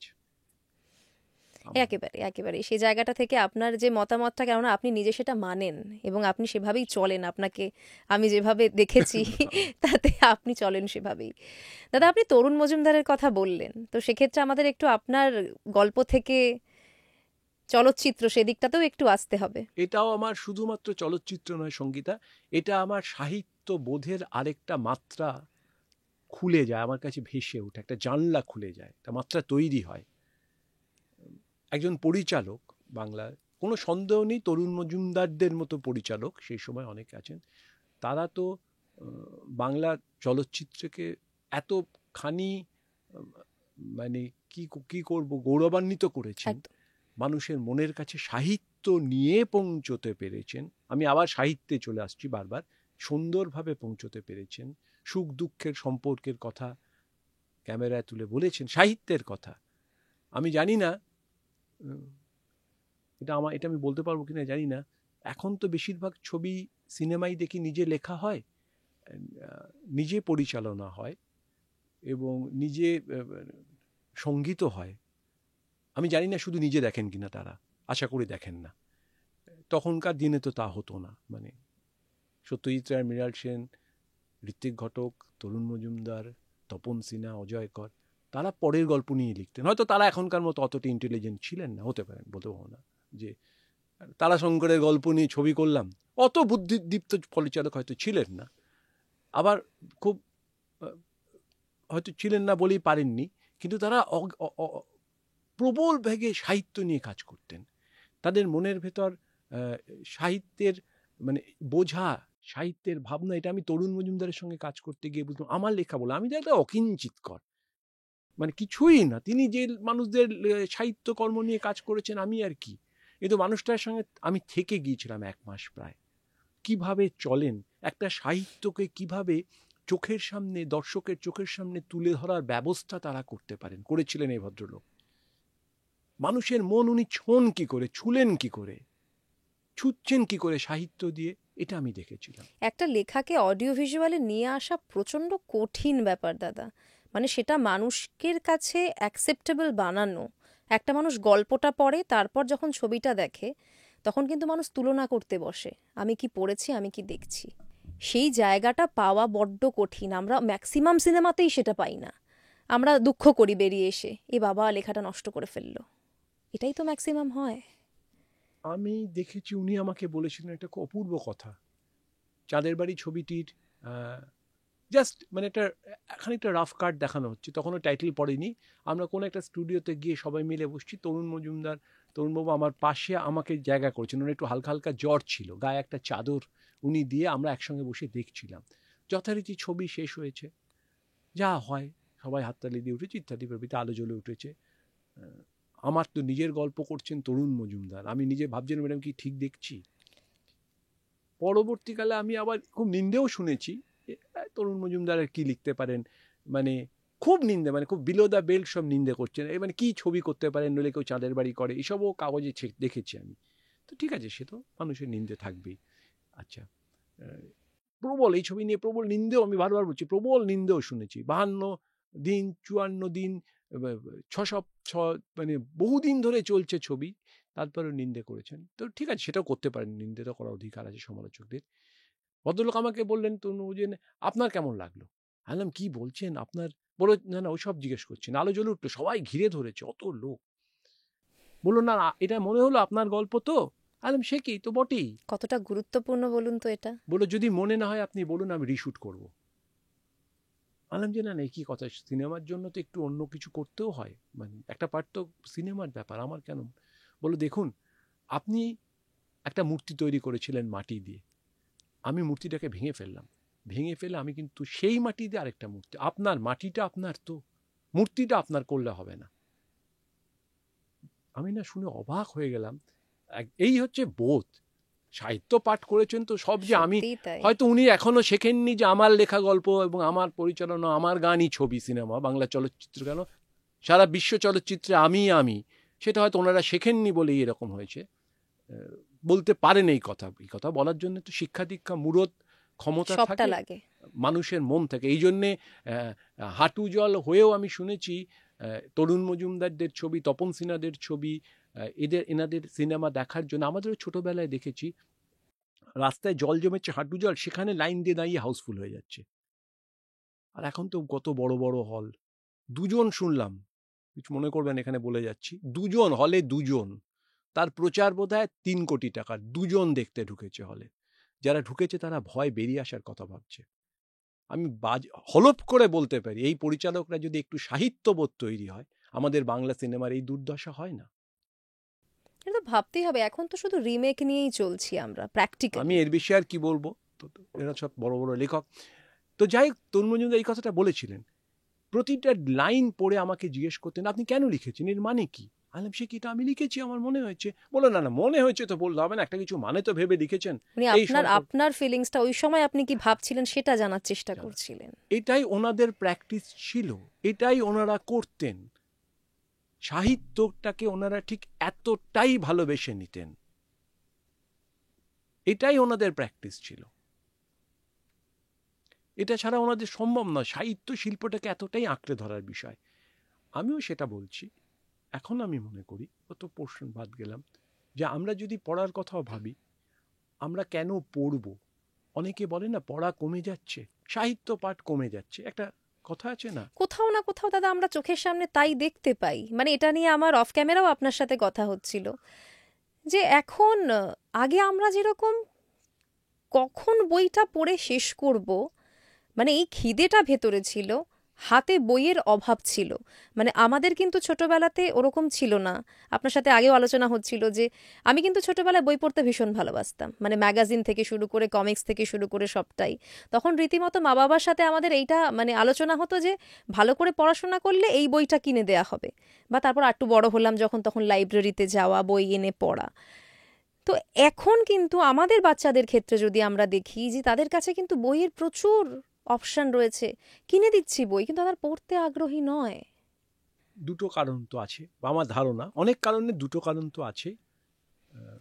প্রথম কথা, এই তথ্যটা পুরোটা সত্য নয়, পুরোটা সত্য নয়। অনেকে পড়ছেও।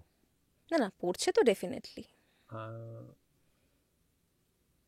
একটা ছোট্ট উদাহরণ দিই। দুদিন আগে, পয়লা বৈশাখ এই বছর, কলেজ স্কোয়ারে একটি বই মেলা হয়। কেমন?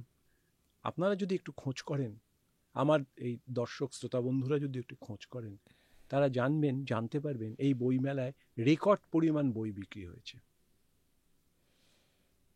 রেকর্ড পরিমাণ বই, দায়িত্ব নিয়ে বলছি, কোনো অদায়িত্ব নিয়ে বলছি না। তুমি যদি দেখো, গত কয়েক বছরে বাংলা বই প্রকাশনায় প্রকাশকের সংখ্যা অনেক বেড়েছে।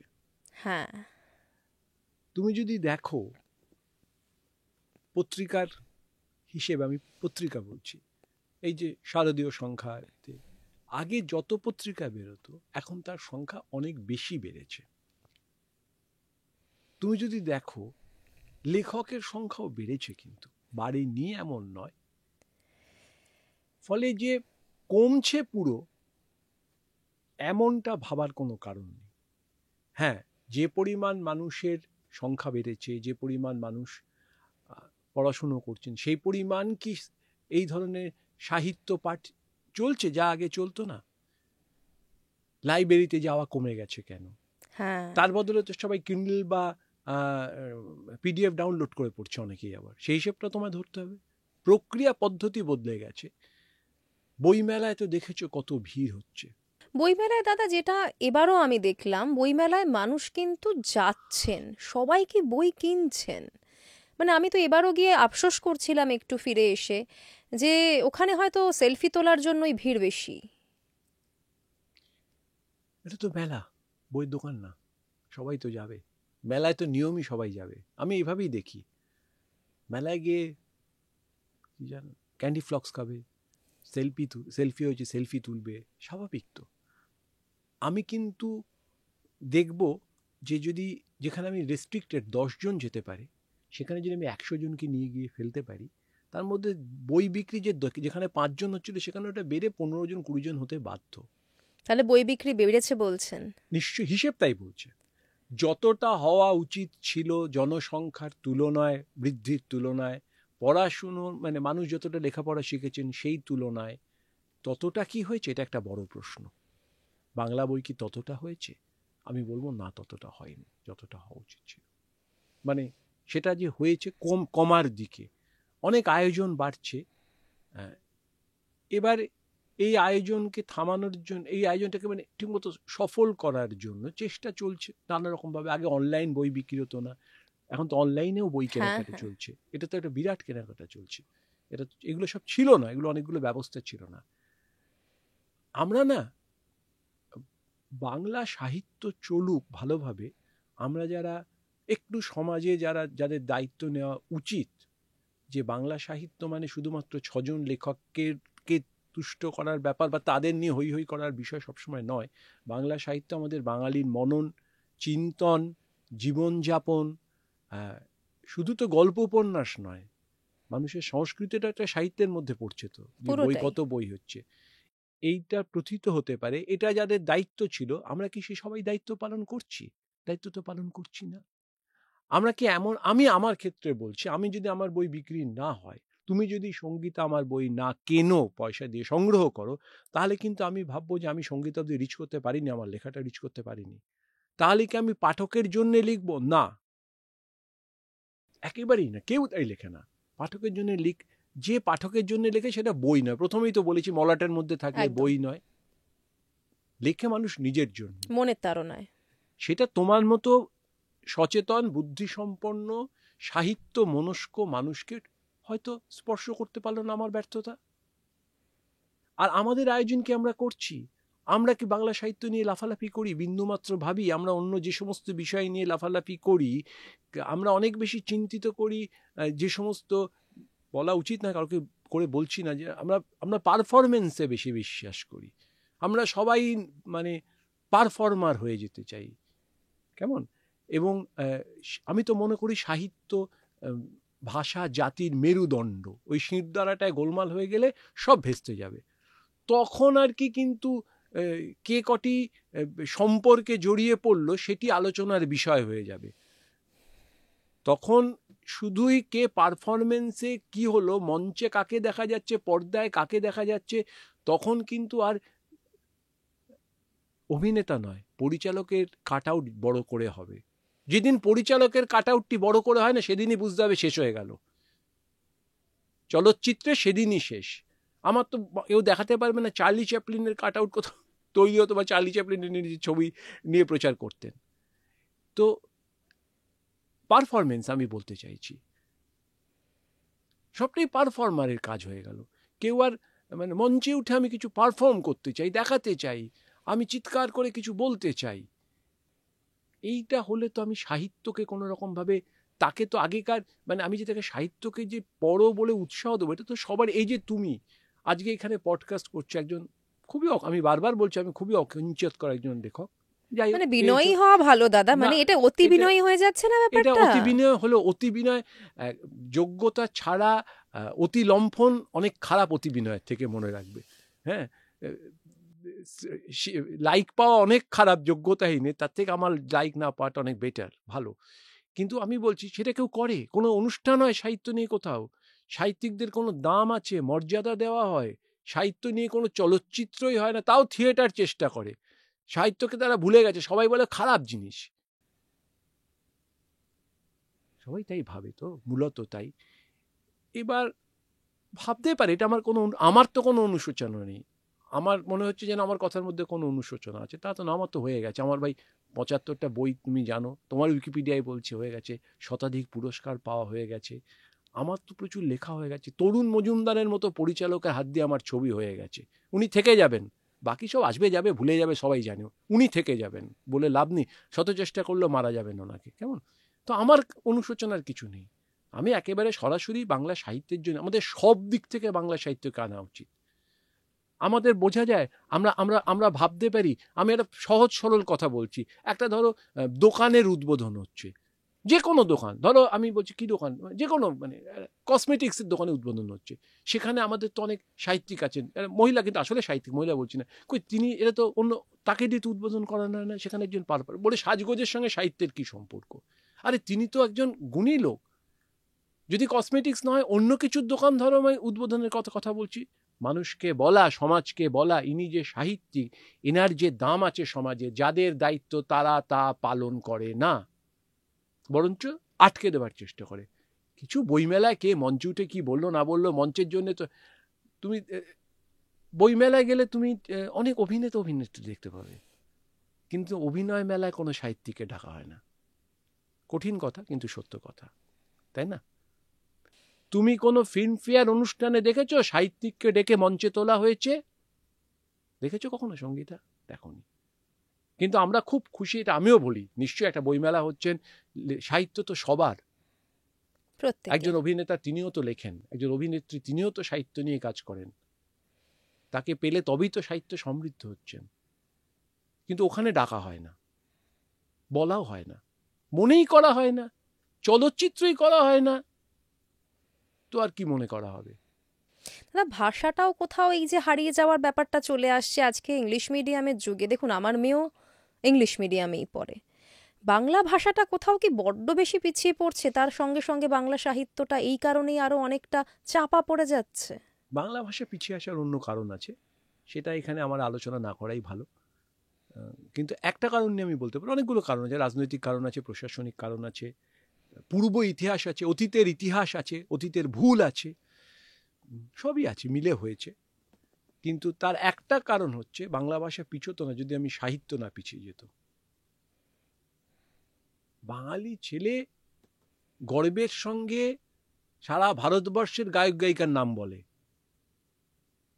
বাঙালি ছেলে মেয়ে বাংলার কথা বলে না। বললেই যদি বলি তখন আমি এই কথা যদি প্রশ্ন তুলি, বলে তোমরা কে, তোমাদের গান করো, তোমাদের কোন গায়ক গায়িকার নাম আমি বলবো, কে তোমরা?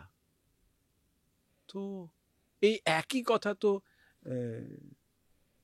বিশ্বের আবার আমেরিকার একজন বলতে পারে, ইউরোপের একজন বলতে পারে যে কে ও হিন্দি গান করছে, কে দক্ষিণী গান করছে, মেনে নেবো নাকি? কি হয় কখনো? আমাদের বলতে দেওয়া হয় না, আমাদের চারপাশের যে প্রচার মাধ্যম আমাদের বলতে দেওয়া হয় না আমাদের বাংলা ভাষার বাংলা সাহিত্য, আমরাই বাঙালিরাই তার জন্য অনেক রকম দায়ী, অনেক অংশে দায়ী। তুমি বাংলা সাহিত্যকে বাঁচাচ্ছ কিনা, তোমার তোমার তোমার ভূমিকাটি কি? শুধুই সমালোচনা করা, নাক কুচকে যে বাংলা সাহিত্য কেউ পড়ে না, বাংলা উঠে গেছে, এটা বলা একজন বাঙালি হয়ে? নাকি তোমার কোনো ভূমিকা আছে? তোমার অংশে নিশ্চয়ই ভূমিকা আছে। তার ভূমিকা তো অনেকগুলো ভূমিকা আছে।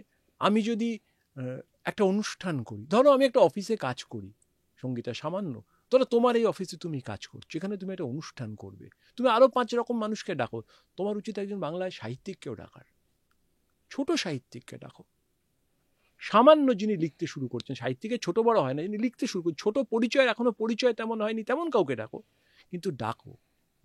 তুমি একজন বাঙালি, তুমি একজন মানে বাঙালি হিসেবে তুমি করো। বাংলা সিনেমার পরিচালকদের উচিত তারাও যদি 5টা বাংলা সাহিত্য থেকে, আজকে গল্প থেকে ছবি করেন, সেই ছবি যদি তারা করেন, তাহলে যে দর্শকরা দেখবেন তারাও তো খুশি হবেন যে বাংলা দর্শক। অবশ্যই আমি জানি না, মানে একসময় তো বাংলা সাহিত্য থেকে, আবার বলছি, বাংলার সমস্ত বিখ্যাত পরিচালক, যারা বিখ্যাতই, কিছু করার নেই, যারা থেকে গেলেন, মোছা যাবে না, যাদের ডাস্টারে মোছা যাবে না, ওই সিন্ধুকে রেখে দিয়েছি ইতিহাস, কি করবে, উপায় কি? তারা তো সব সাহিত্য থেকেই করেছেন। সাহিত্যের রমরমা তো সব দিক থেকে হওয়া দরকার আছে। ধরুন আমি যদি ছোটদের কথাও বলি, কেননা বেসটা তো সেখান থেকেই শুরু হয়। আমরা কিন্তু সত্যি মা বাবারাও আজকে আমাদের নিজেদের বাচ্চাদের, তারা যেহেতু ইংরেজি মাধ্যম স্কুলে পড়ে, তাদেরকে ইংরেজি বই বেশি কিনে দিই। বাংলা বই পড়ার উৎসাহ কতটুকু দিই, এটাও কি আমাদের ভাবা দরকার দাদা? দেখো, এটা আবার একটু মানে জটিল কথা, যেটা থেকে আমি বেরিয়ে যাচ্ছি, কিন্তু যদি একান্ত যদি এখন বলছো, তখন আমাকে বলতে হবে যে বাবা মা ইংরেজি সাহিত্য কি পড়তে দেয় বলো তো? টম সয়ার পড়তে দেয়? হাকিলবেরি ফিন পড়তে দেয়, যা বড় হয়েছি? Old man and the sea পড়তে দেয়? বাবা মা কিচ্ছু করতে দেন না, পড়তে দেন না। আমার বাবা মা তো একটা ছোট্ট মেটে আলমারি এনে দিয়েছিল আমার জীবনে, যে জন্য তুমি আজকে আমার এখানে ডেকে বসিয়েছ, তোমাদের মতো সুন্দর সুন্দর মানুষের সঙ্গে আমার দেখা হলো। আর 5 জনের বাবা মা একটা ফ্ল্যাটে কি একটা তাক রাখতে পারে না, যেটা তোর উপরে লেখা থাকবে সিলেবাসের বাইরে? তুই ইংরেজি বই পড়, তুই জাপানি বই পড়, তুই অন্য কিছু পড়, লেখা থাকবে সিলেবাসের শুধু বাইরে, পড়াশোনার বইয়ের বাইরে উপরে লেখা অন্য থাকবে কিছু সিলেবাসের পড়ো। বাইরে, মানে কেরিয়ারের বাইরেও তোর একটা জীবন আছে। জীবন মানে তোর বেতন নয়, তুই ভালো ছেলে মানে তোর বেতন না। প্রথম প্রশ্ন, ছেলেটি খুব ভালো, তাই নাকি? কত উপার্জন? পড়াশোনায় কেমন? কত উপার্জন ভাই?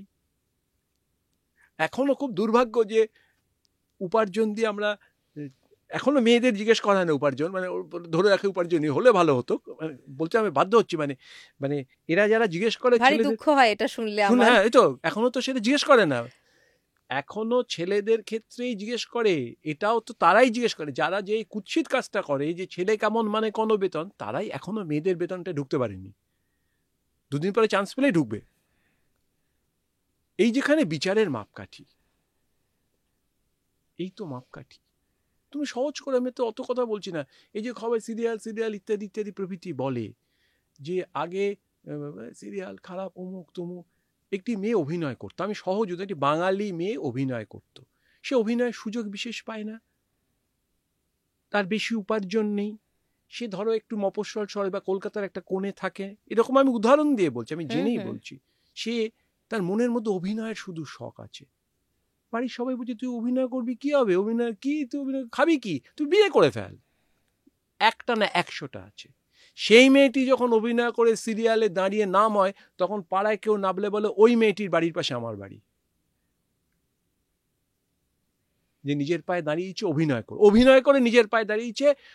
আমি তো শুনেছি 16 ঘন্টা 17 ঘন্টা তারা দাঁড়িয়ে অভিনয় করতে হয়, তাকে সে ডিউটি করে দাঁড়িয়েছে এবং অভিনয় দিয়ে দাঁড়িয়েছে জীবনে, কিন্তু প্রচুর খাটতে হয়েছে। ফেসবুকে ছবি দিয়ে না, অভিনয় দিয়ে, এমনি এমনি হয়নি, কিন্তু অত সহজ না। কি বলে, এর সমগ্র ভাবটাই এসে সাহিত্য, ভাষা, শিক্ষা, দীক্ষা, মানসিকতার মধ্যে পড়ে। যে বাবা মা লেখে কেরিয়ারের একটা তাক দিতে পারে না ফ্ল্যাটে ছেলে মেয়েকে, তারাই ছেলে প্রথমে মনে করে পুরুষের বেতন কত, তারপর ধীরে নিচু গলা বলে মেয়েটির বেতন কত। এক জিনিস, ঠিক বেতন নয়, একটু তার বাইরে একটু আছে, বেতন তো বটেই। মানে আমাদের এই র্যাট রেস থেকে বেরিয়েও যে আলাদা একটা জগৎ রয়েছে, সেটাও আমাদের ছেলে মেয়েদের বোঝাতে হবে কোনো না কোনো ভাবে। একটাই পথ, একটাই পথ, বই পড়ানো, কোনো পথ নেই আর। এটা বোঝানোর জন্য আর তোমার হাতে কিচ্ছু নেই, কোনো অস্ত্র নেই। এই অস্ত্রটা তুমি এখন ব্যবহার করছো না, পরে দেখবে তুমি ঘায়েল হবে। নিশ্চয়ই কেরিয়ার করব, নিশ্চয়ই পড়াশুনো করব, নিশ্চয়ই উপার্জন করব, সব তো একসঙ্গে করবই, যতটা যার ক্ষমতা আছে। দাদা, লেখক পরিচয় ছাড়াও আপনার আরও একটা পরিচয় রয়েছে, আপনি সাংবাদিক, বহু বছর ধরে সাংবাদিকতা করছেন। মানে দুটোকে কি করে ব্যালেন্স করেন? আমি তো সাক্ষাৎকার, তোমার এই সাক্ষাৎকার বুঝি আলোচনার সময় বললাম যে আমি প্রথমেই সিদ্ধান্ত নিয়েছিলাম যে আমি যা উপার্জন করব আমি লিখে উপার্জন করব। আমার এই কিশোর বেলার শেষ দিকে আমি এই সিদ্ধান্তে উপনীত হই, যেটা আমি করব, যেটুকু উপার্জন করি। এখন সেটা উপার্জন করতে গেলে আমি কোন পেশায় যেতে পারি, যেখানে লেখা ছাড়া একটাই পেশায় আছে, সেটা হচ্ছে সাংবাদিকতা। তখন তো আমি জানতাম না যে সাহিত্য চর্চা করে কিছু উপার্জন হতে পারে। তো সেই জন্য আমি সাংবাদিকতার পরীক্ষা দিয়ে অতি অল্প বয়সে, অতি অল্প, কারণ তখন আমার পার্ট 2 রেজাল্টও বেরোয়নি, মানে পড়াশোনা চলছে তখন। হ্যাঁ, চলা উচিত, কম পড়াশুনো করে বলে সেটা আমি করতে পারিনি, পার্ট 2 রেজাল্টও বেরোয়নি। আমি সাংবাদিকতার পরীক্ষা দিলাম, আমি একটি অফিসে, পত্রিকা অফিসে, নতুন পত্রিকা অফিসে চাকরিও পেয়ে গেলাম, চাকরি করতে শুরু করলাম।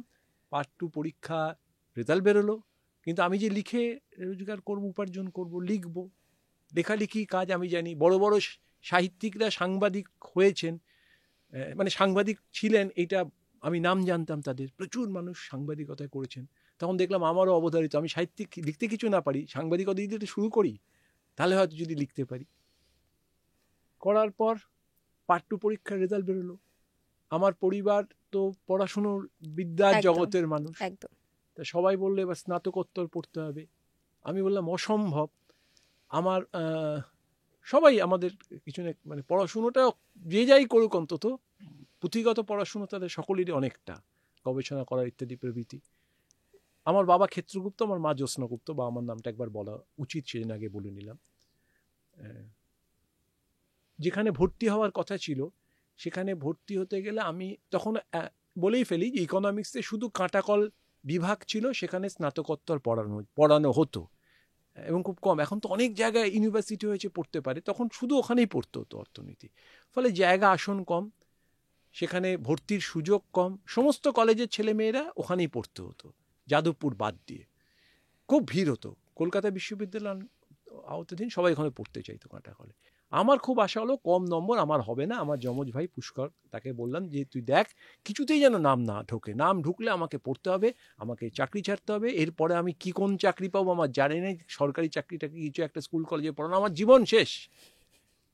বললো কোনো চিন্তা করিস না, নাম যাতে না ঢোকে, নিশ্চিত ওর ব্যবস্থা হবে, তোর নম্বর তো বেশি নেই। দেখা গেল আমার নাম উঠে গেল। আপনার ভাই আপনার বেস্ট ফ্রেন্ড ছিল না? আমার যমজ ভাই, 1 ঘন্টা আমার বেস্ট ফ্রেন্ড, আমার সব ছিল।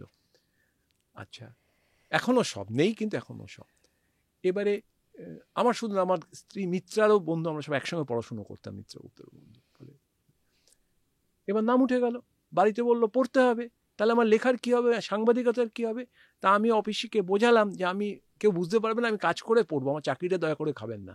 খেলুন না, আমি তো চাকরি পরীক্ষা পড়তে যেতাম, মানে বাড়িতে বসে পড়তাম, ওখানে ক্লাস করতাম, সকালবেলা লুকিয়ে লুকিয়ে যেতাম, বা অ্যাসাইনমেন্টের মধ্যে, তখন আমি হার্ডকোর রিপোর্টার ছিলাম, রাস্তায় ঘুরে ঘুরে রিপোর্ট করতে হতো আমাকে। অ্যাসাইনমেন্ট থাকলে যখন থাকবে, তুমি তো যুক্ত থেকেছো নিউজের সঙ্গে, তুমি জানো রিপোর্টার আর ডেস্কের কি পার্থক্য। অনেক পার্থক্য, অনেক পার্থক্য। যেতে হবে, কাজ করতে হবে। হওয়ার পর ডেস্কে একটা নির্ধারিত সময় থাকে, তো কোনো সময় নেই। এবার আমি একটা বছর, তখন 2টো সেমেস্টার ছিল, একটা বছর পড়লাম, পড়ে পরীক্ষা দিলাম, পরীক্ষা দেওয়ার সময় ছুটি পেয়ে গেলাম, এবং আমি অবধারিত জানতাম ফেল, কোনো সুযোগ নেই। আমার বাড়িতে আমি গর্বের সঙ্গে গিয়ে বলবো আমি ফেল করেছি, আমার আর পড়াশুনো হবে না, আমি যেখানে আছি সেখানেই থাকি। আমার বাড়িতে তাই সবাই জানে, পড়েনি কিছু জানিও না, আমিও জানি কিছু পড়িনি, জানি না, এটা ইকোনমিক্সের মতো সাবজেক্ট, অত বড় বিষয়। তো আমি পরীক্ষার রেজাল্ট বেরোলো, পাশ করে গেছি। দেখলাম এটা পুরোটাই আমার তখন ধারণা হলো সব চক্রান্ত আছে, এটা আমি পাশ করতেই পারি না। ভাগ্যের চক্রান্ত। এবার এমন ঝঞ্ঝাটে পড়লাম, এবার বাড়িতে কিন্তু আমার বললাম আমি তো আর এবারে, সে বছরটা আমি পড়লাম, পড়াশুনো করলাম, করার পর আমি মানে পড়াশোনার নাম লেখানো আছে, কিছু জানি না, কিন্তু ওই একটু ভাইয়ের কাছে পড়ি, বাড়িতে পড়ি, ইত্যাদি পড়ি একটু। এবার পরীক্ষা দিতে যেতে গেলে আমাকে ইউনিভার্সিটি বললো না, ক্লাস করতে হবে, ক্লাস না হলে পরীক্ষা বসতে দেবো না, একদম পার্সেন্টেজ নেই, তুমি এই বছরটা ড্রপ দাও, পরের বছর ড্রপ দাও। আমি মানে ভীষণ খুশি, লাফাতে লাফাতে বাড়িতে ফিরে এলাম যে আমাকে আর হবে না পরীক্ষায়, আমার বাদ। আমার মা কান্নাকাটি শুরু করে দিলেন, মানে বাড়ির ছেলে স্নাতকোত্তর এমএসসি পাস করবে না, এটা হতে পারে? ওটা পড়াশুনোটা শেষ করে যা খুশি করো। তা আমার ভাই যতক্ষণ আমাকে বলে গেল ছেড়ে দিয়ে ঢুকিস না ওর মধ্যে, তুই যা করছিস করতে গিয়ে, এরকম বলে আর কি, সব বন্ধুরা বলে ছাড়তো। আমি বুঝলাম হ্যাঁ আমার পড়াশোনা হওয়ার নয়, আমি অসম্ভব, আমি বেরিয়ে গেলাম। মানে এই আমি আবার লেখার জগৎ, তারপর তো আমি মূল জগতে। ফলে আমার জীবনের এই লেখাটা আমি ধরেইছিলাম আমি এখানের মধ্যে থাকবো, হয়তো পাশ করতে পারতাম, হয়তো একটা ছোটোখাটো চাকরি বাকরি জুটে যেত, তাতে তো কাজটা হয়তো আপনার যে এই যে কাজটা, লেখালেখির কাজটা, সেটা নষ্ট হতো কোথাও না কোথাও গিয়ে হয়তো। জানি না লেখালেখির কাজ আমাকে সাংবাদিকতা কোনো সাহায্য করেছে এমন নয়, কিন্তু পরে আমি বুঝেছিলাম দুটো একদম আলাদা বিষয়। দুটোর লেখার প্যাটার্ন একদম আলাদা, ভাবনাও আলাদা, জীবনযাপন আলাদা, চিন্তা আলাদা। কিন্তু বহু লোক মানে সাংবাদিক ছিলেন, লেখকরা সাংবাদিক, ওই কারণেই বোধহয় মনে হয়েছে যে ওটা লিখে করতে পারবো, লিখবো, ছিলেন। আর আমার সঙ্গে সাংবাদিকতার, অনেকে বলেন যে এত সাংবাদিকতা, 40 বছরের অভিজ্ঞতা, আমার লেখায় কোনো ছাপ ফেলে কিনা, ফেলেছে কিনা, আমি এত মানে লিখতে হয়েছে এতগুলো, আমার কখনো ফেলে না। আমি দুটো জিনিসে বিশ্বাস করি না। একটা লেখা পড়ে যদি মনে করে কেউ যে এটা এরকম ঘটে, কিন্তু এটা ভালো নয়। আবার কেউ যদি মনে করে যে বাহ এরকম ঘটলেও ভালো হতো, এটাও ভালো না। সাহিত্য একটা অন্য বিষয়, একদম অন্য বিষয়, সম্পূর্ণ আলাদা। সেই জগৎটা মূলত মনের জগৎ। কেমন সেই মনের জগতে কি সমাজ আসবে না, বাস্তব আসবে না? শুধুই কি কল্পনা? একেবারেই নয়, বাস্তব তো আসবেই, সমাজ তো আসবেই, সম্পর্ক তো আসবেই। কিন্তু তার সঙ্গে না দৈনন্দিন ঘটনা বলি, আমি যা দেখলাম তাই আমি লিখলাম, এটা হয় না সাধারণত, এটা হয়ে ওঠে না, সেটা রিপোর্টাজই হয়ে যায়। আমি যখন পরে একটুখানি পদোন্নতি হলো, আমি কিন্তু কেউ কোনো খবরে লেখার সময় কোনো সাহিত্য করলে আপত্তি করতাম, প্রচণ্ড লাফিয়ে উঠতাম, সাহিত্য করছো। তারাও আসতো যে আমি একটু সাহিত্য দেখে বোধহয় খুশি হব, উল্টো হতো, সাহিত্য করার জায়গা। আবার আমি সাহিত্য করতে গেলেও খবর দেখলে আমি খুব বিরক্ত হই। মানে এই সুইচ অন সুইচ অফ করাটা কিন্তু খুব কঠিন ব্যাপার দাদা, প্র্যাকটিক্যালি। মানে আপনার একই মাথায় দু রকম চলছে, কোথাও আপনি ভীষণ প্র্যাকটিক্যাল, কোথাও আপনি হয়তো ভীষণ ইমোশনাল সাইডটা আনছেন।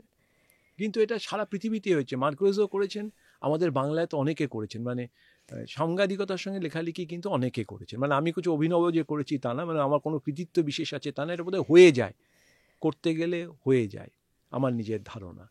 সেই হয়ে যাওয়ার মধ্যে দিয়ে চলেছি। তবে এই মজা হয়েছে, এরকম হয়েছে, মানে যা হয়, অফিসে খবর লেখা শেষ হলে গল্প লেখা আরেকটুখানি পাঠ শেষ করি, এরকমও করেছি। কিন্তু আমি অনেক রকমের এক্সপিরিয়েন্স তো নিশ্চয়ই হয়েছে এই এত বছরের কাজের জগৎ, সাংবাদিকতার জীবনে। নিশ্চয়ই নিশ্চয়ই একটু আমাদের সাথে শেয়ার করুন না। সাংবাদিকতার জগতে যদি এক্সপিরিয়েন্স এরকম যদি কখনো হয়, কোনোদিন যদি লিখি জগৎটা ছেড়ে, তখন সেটা বলবো এই পর্যন্ত অনেক রকম হয়েছে। খবরে করতে গেলে যা হয় সেটা যখন করবো তখন বলবো, যেহেতু আমি এখনও সাংবাদিকতার সঙ্গে যুক্ত রয়েছি, সেই জন্য সবটা আমি মানে বলাটা ঠিক হবে না। সেটা আমি নিশ্চয়ই কোনোদিন লিখবো, কোনোদিন বলবো। তার মধ্যে অনেক গোপন ব্যাপারও থাকে, কেমন খবর সম্পর্কে অনেক মানে সে তো বটেই, কঠিন ব্যাপারও থাকে, এরকমও থাকে, অনেক মজার ব্যাপারও থাকে, অনেক কিছু, অনেক, কিন্তু তার মধ্যে রাজনীতি জড়িয়ে থাকে। সব রকম ফিল্ডেই তো কাজ করি, সেই জন্য এটা সবসময় এখন আর বলতে চাই না। তার মধ্যে আমার আরও একটা পার্ট ছিল, আমি এটা অ্যাঙ্কারিং করতাম। হ্যাঁ সেটাও তো করেছেন, মানে দীর্ঘ 8 বছর মনে হয়। হ্যাঁ, মুখস্থ করে যেতাম, তোমার মতো এরকম স্বতঃস্ফূর্ত বলছি এরকম আমি ছিলাম না। আগে প্রথম যখন শুরু করি তখন আমি পাইচারি করতাম আর মুখস্থ করতাম, এই দিয়ে আমাকে এটা বলতে হবে। কোনো একটা বিষয় আসতো, আমাকে যে মানে যারা গবেষণা করতেন তারা ওখান থেকে দিয়ে দিতেন, স্ক্রিপ্টটা দিয়ে দিতেন যে দাদা এইটুকু পড়ে নাও। আমি এইটুকু পাইচারি করছি, পাইচারি পড়ছি, তারপর ভুলে যেতাম মাইক দেখলে। কিন্তু আমার লেখার জগৎটাই আমার একটা উপন্যাসের যদি গল্প বলি, আমার প্রথম উপন্যাস প্রকাশ, সেটাও কিন্তু একদম খুব গল্প, এটা কোনো কোথাও হয়েছে এরকম নয়। সেটা শুনবে একটু বলবো? একদম আমার একদম। একটা জীবনে একটা অংশ গিয়েছিল যে আমি আমার বেকার জীবন কাটিয়েছি। আমার বয়স বেশি হয়ে গেছে, তখন আমার পুত্রের মাইনে কি করে দেবো, স্কুলের এইসব চিন্তা হতো, কিন্তু আমার বেকার জীবন ছিল। একটু বেশি বয়সে বেকার জীবন কাটালে কি হয়, যারা ধার দিতে পারে তারা পালিয়ে যায়, কারণ তারা ভাবে যে তো বেকার, বেশি বয়স হয়েছে, তো চাকরি বাকরি কাজকর্ম উপার্জন কিছুই হবে না। তো সেরকম একটা অধ্যায়ের মধ্যে দিয়ে যাচ্ছি, সকালবেলা চুলটুল আঁচড়ে হাতে জামা বোতাম টোতাম আটকে যেরকমভাবে চাকরি খোঁজে সেভাবে বেরোতাম, বিকেলে চাকরি না পেয়ে ফিরে আসতাম। এবং এসে একটা ভাঙা কম্পিউটার ছিল, আমার ভাই বেঁধে দিয়েছিল দড়ি টড়ি দিয়ে, সেখানে বসে আমি লিখতে শুরু করেছিলাম। লিখতে লিখতে আমার একটা চরিত্র তৈরি হয়, সাগর বলে আমার একটা চরিত্র খুবই আছে, বিখ্যাত চরিত্র। সেই সাগর চরিত্র একটি তৈরি হয়। সেই চরিত্র মূলত অলস, চাকরি করতে বললে পালিয়ে যায়। এটা আমার মানে তৈরি হয়েছিল যেন আমাকে কেউ বলছে। একটা ভাঙা তক্ত বসে ভাড়া বাড়িতে থাকে, ঘুমই তার জীবনের একমাত্র লক্ষ্য। কিন্তু সে একজন প্রবলেম সলভার। সে বিশ্বাস করে যে জীবনের অনেক সমস্যা, অন্যের অনেক সমস্যা আছে, তার জন্য সেই সলভ করতে গেলে সে কিন্তু নির্লোহিতের মতো শুধু প্রেম নয়, তার প্রবলেম সলভার। কঠিন প্রবলেম যদি তার হাতে আসে, শুধু পকেটে পয়সার দরকার হয় না, এমনিও প্রবলেম সলভ করা যায়, অলৌকিকভাবে বা মন্ত্র দিয়ে নয়, ঠিক ম্যানেজ করে করে একে বুঝিয়ে তাকে বুঝিয়ে বের করে আনা যায়, লোককে ঘাবড়ে দিয়ে বের করে আনা যায়। সেই জন্য প্রবলেম সলভ। যাই, এরম চরিত্র আমি তৈরি করলাম। তো লিখলাম, লেখা উপন্যাসটা তো লেখা হলো। উপন্যাসটা লেখা হওয়ার পর উপন্যাসটার নাম বলি, আমার যা আছে উপন্যাসটার নাম। আমি আমার বন্ধুদের ডাকলাম, সমস্ত আমার স্কুলে খুব বন্ধু, আমার স্কুলের শেষের দিকে, কলেজের প্রথম দিকের বন্ধু, আমার খুব প্রিয় বন্ধু, তারা এখনও আমার বন্ধু। তারা বললো মিটিং করে আয়, একটা আমার উপন্যাস লিখে ফেলেছি, আমরা এটা বই করবো। আমি ওর খুব ভালো কথা, তোদের সাহায্য করতে হবে, ভালো কথা। যাবো, কি খাওয়াবে? আলাম সিঙ্গারা চাটা তো খাওয়াবে, চলে আয় সিঙ্গারা চা খাওয়াবো। যখন আসবে 4-5 জন 6 জন এলো, সবাই শুনলো আমি এই ব্যাপার, এই হচ্ছে আমার বই, আমি করব। কেন বই করব? কারণ আমার প্রকাশকরা টেলিফোন ধরছেন না, সম্পাদকরা লেখা ছাপার কোনো কথা ভাবছেন না। এই বইটা যদি পড়েন, আমার বাড়ির সামনে মানে ভিড় হয়ে যাবে প্রকাশক সম্পাদকদের। সবাই বলে তুই নিশ্চিত? তাহলে নিশ্চিত, তোরা শুধু সাহায্য কর, কেউ কাগজ কিনে দে, কারণ আমি তো বেকার, কেউ ছবি আঁকিয়ে দে, কেউ বাঁধিয়ে দে। তখন সবাই বললো এটা পারবো, ওটা পারবো না, সেটা পারবো, ওটা পারবো না, প্রেসের রাজ্যকে করবো। করার পর শেষ পর্যন্ত সিদ্ধান্ত হলো যে না, কোনো লাভ নেই, এ তো সবই খাটের তলায় থাকবে। কে বই কিনবে বল? তোর বই কেউ কিনবে না, ছেড়ে দে, পয়সা নষ্ট করিস না, আবার সিঙ্গারা খাওয়া।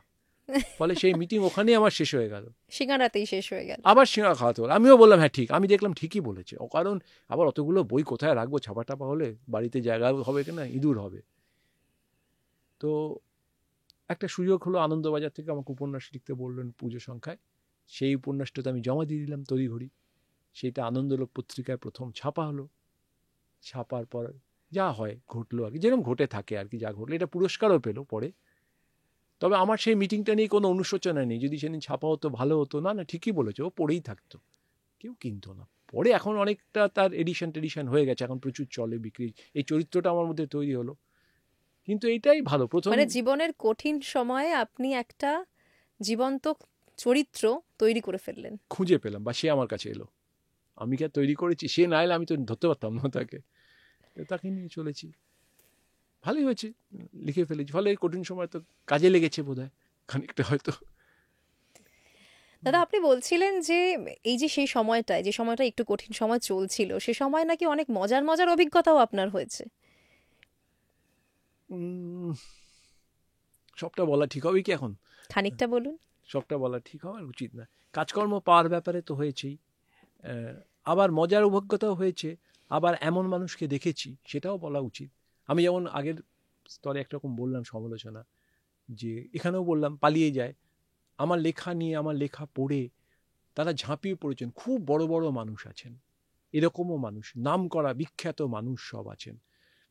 কি করা যায়? সেই লেখা কি কেউ প্রকাশ করতে পারবে? সে লেখা কি কেউ দিতে পারবে?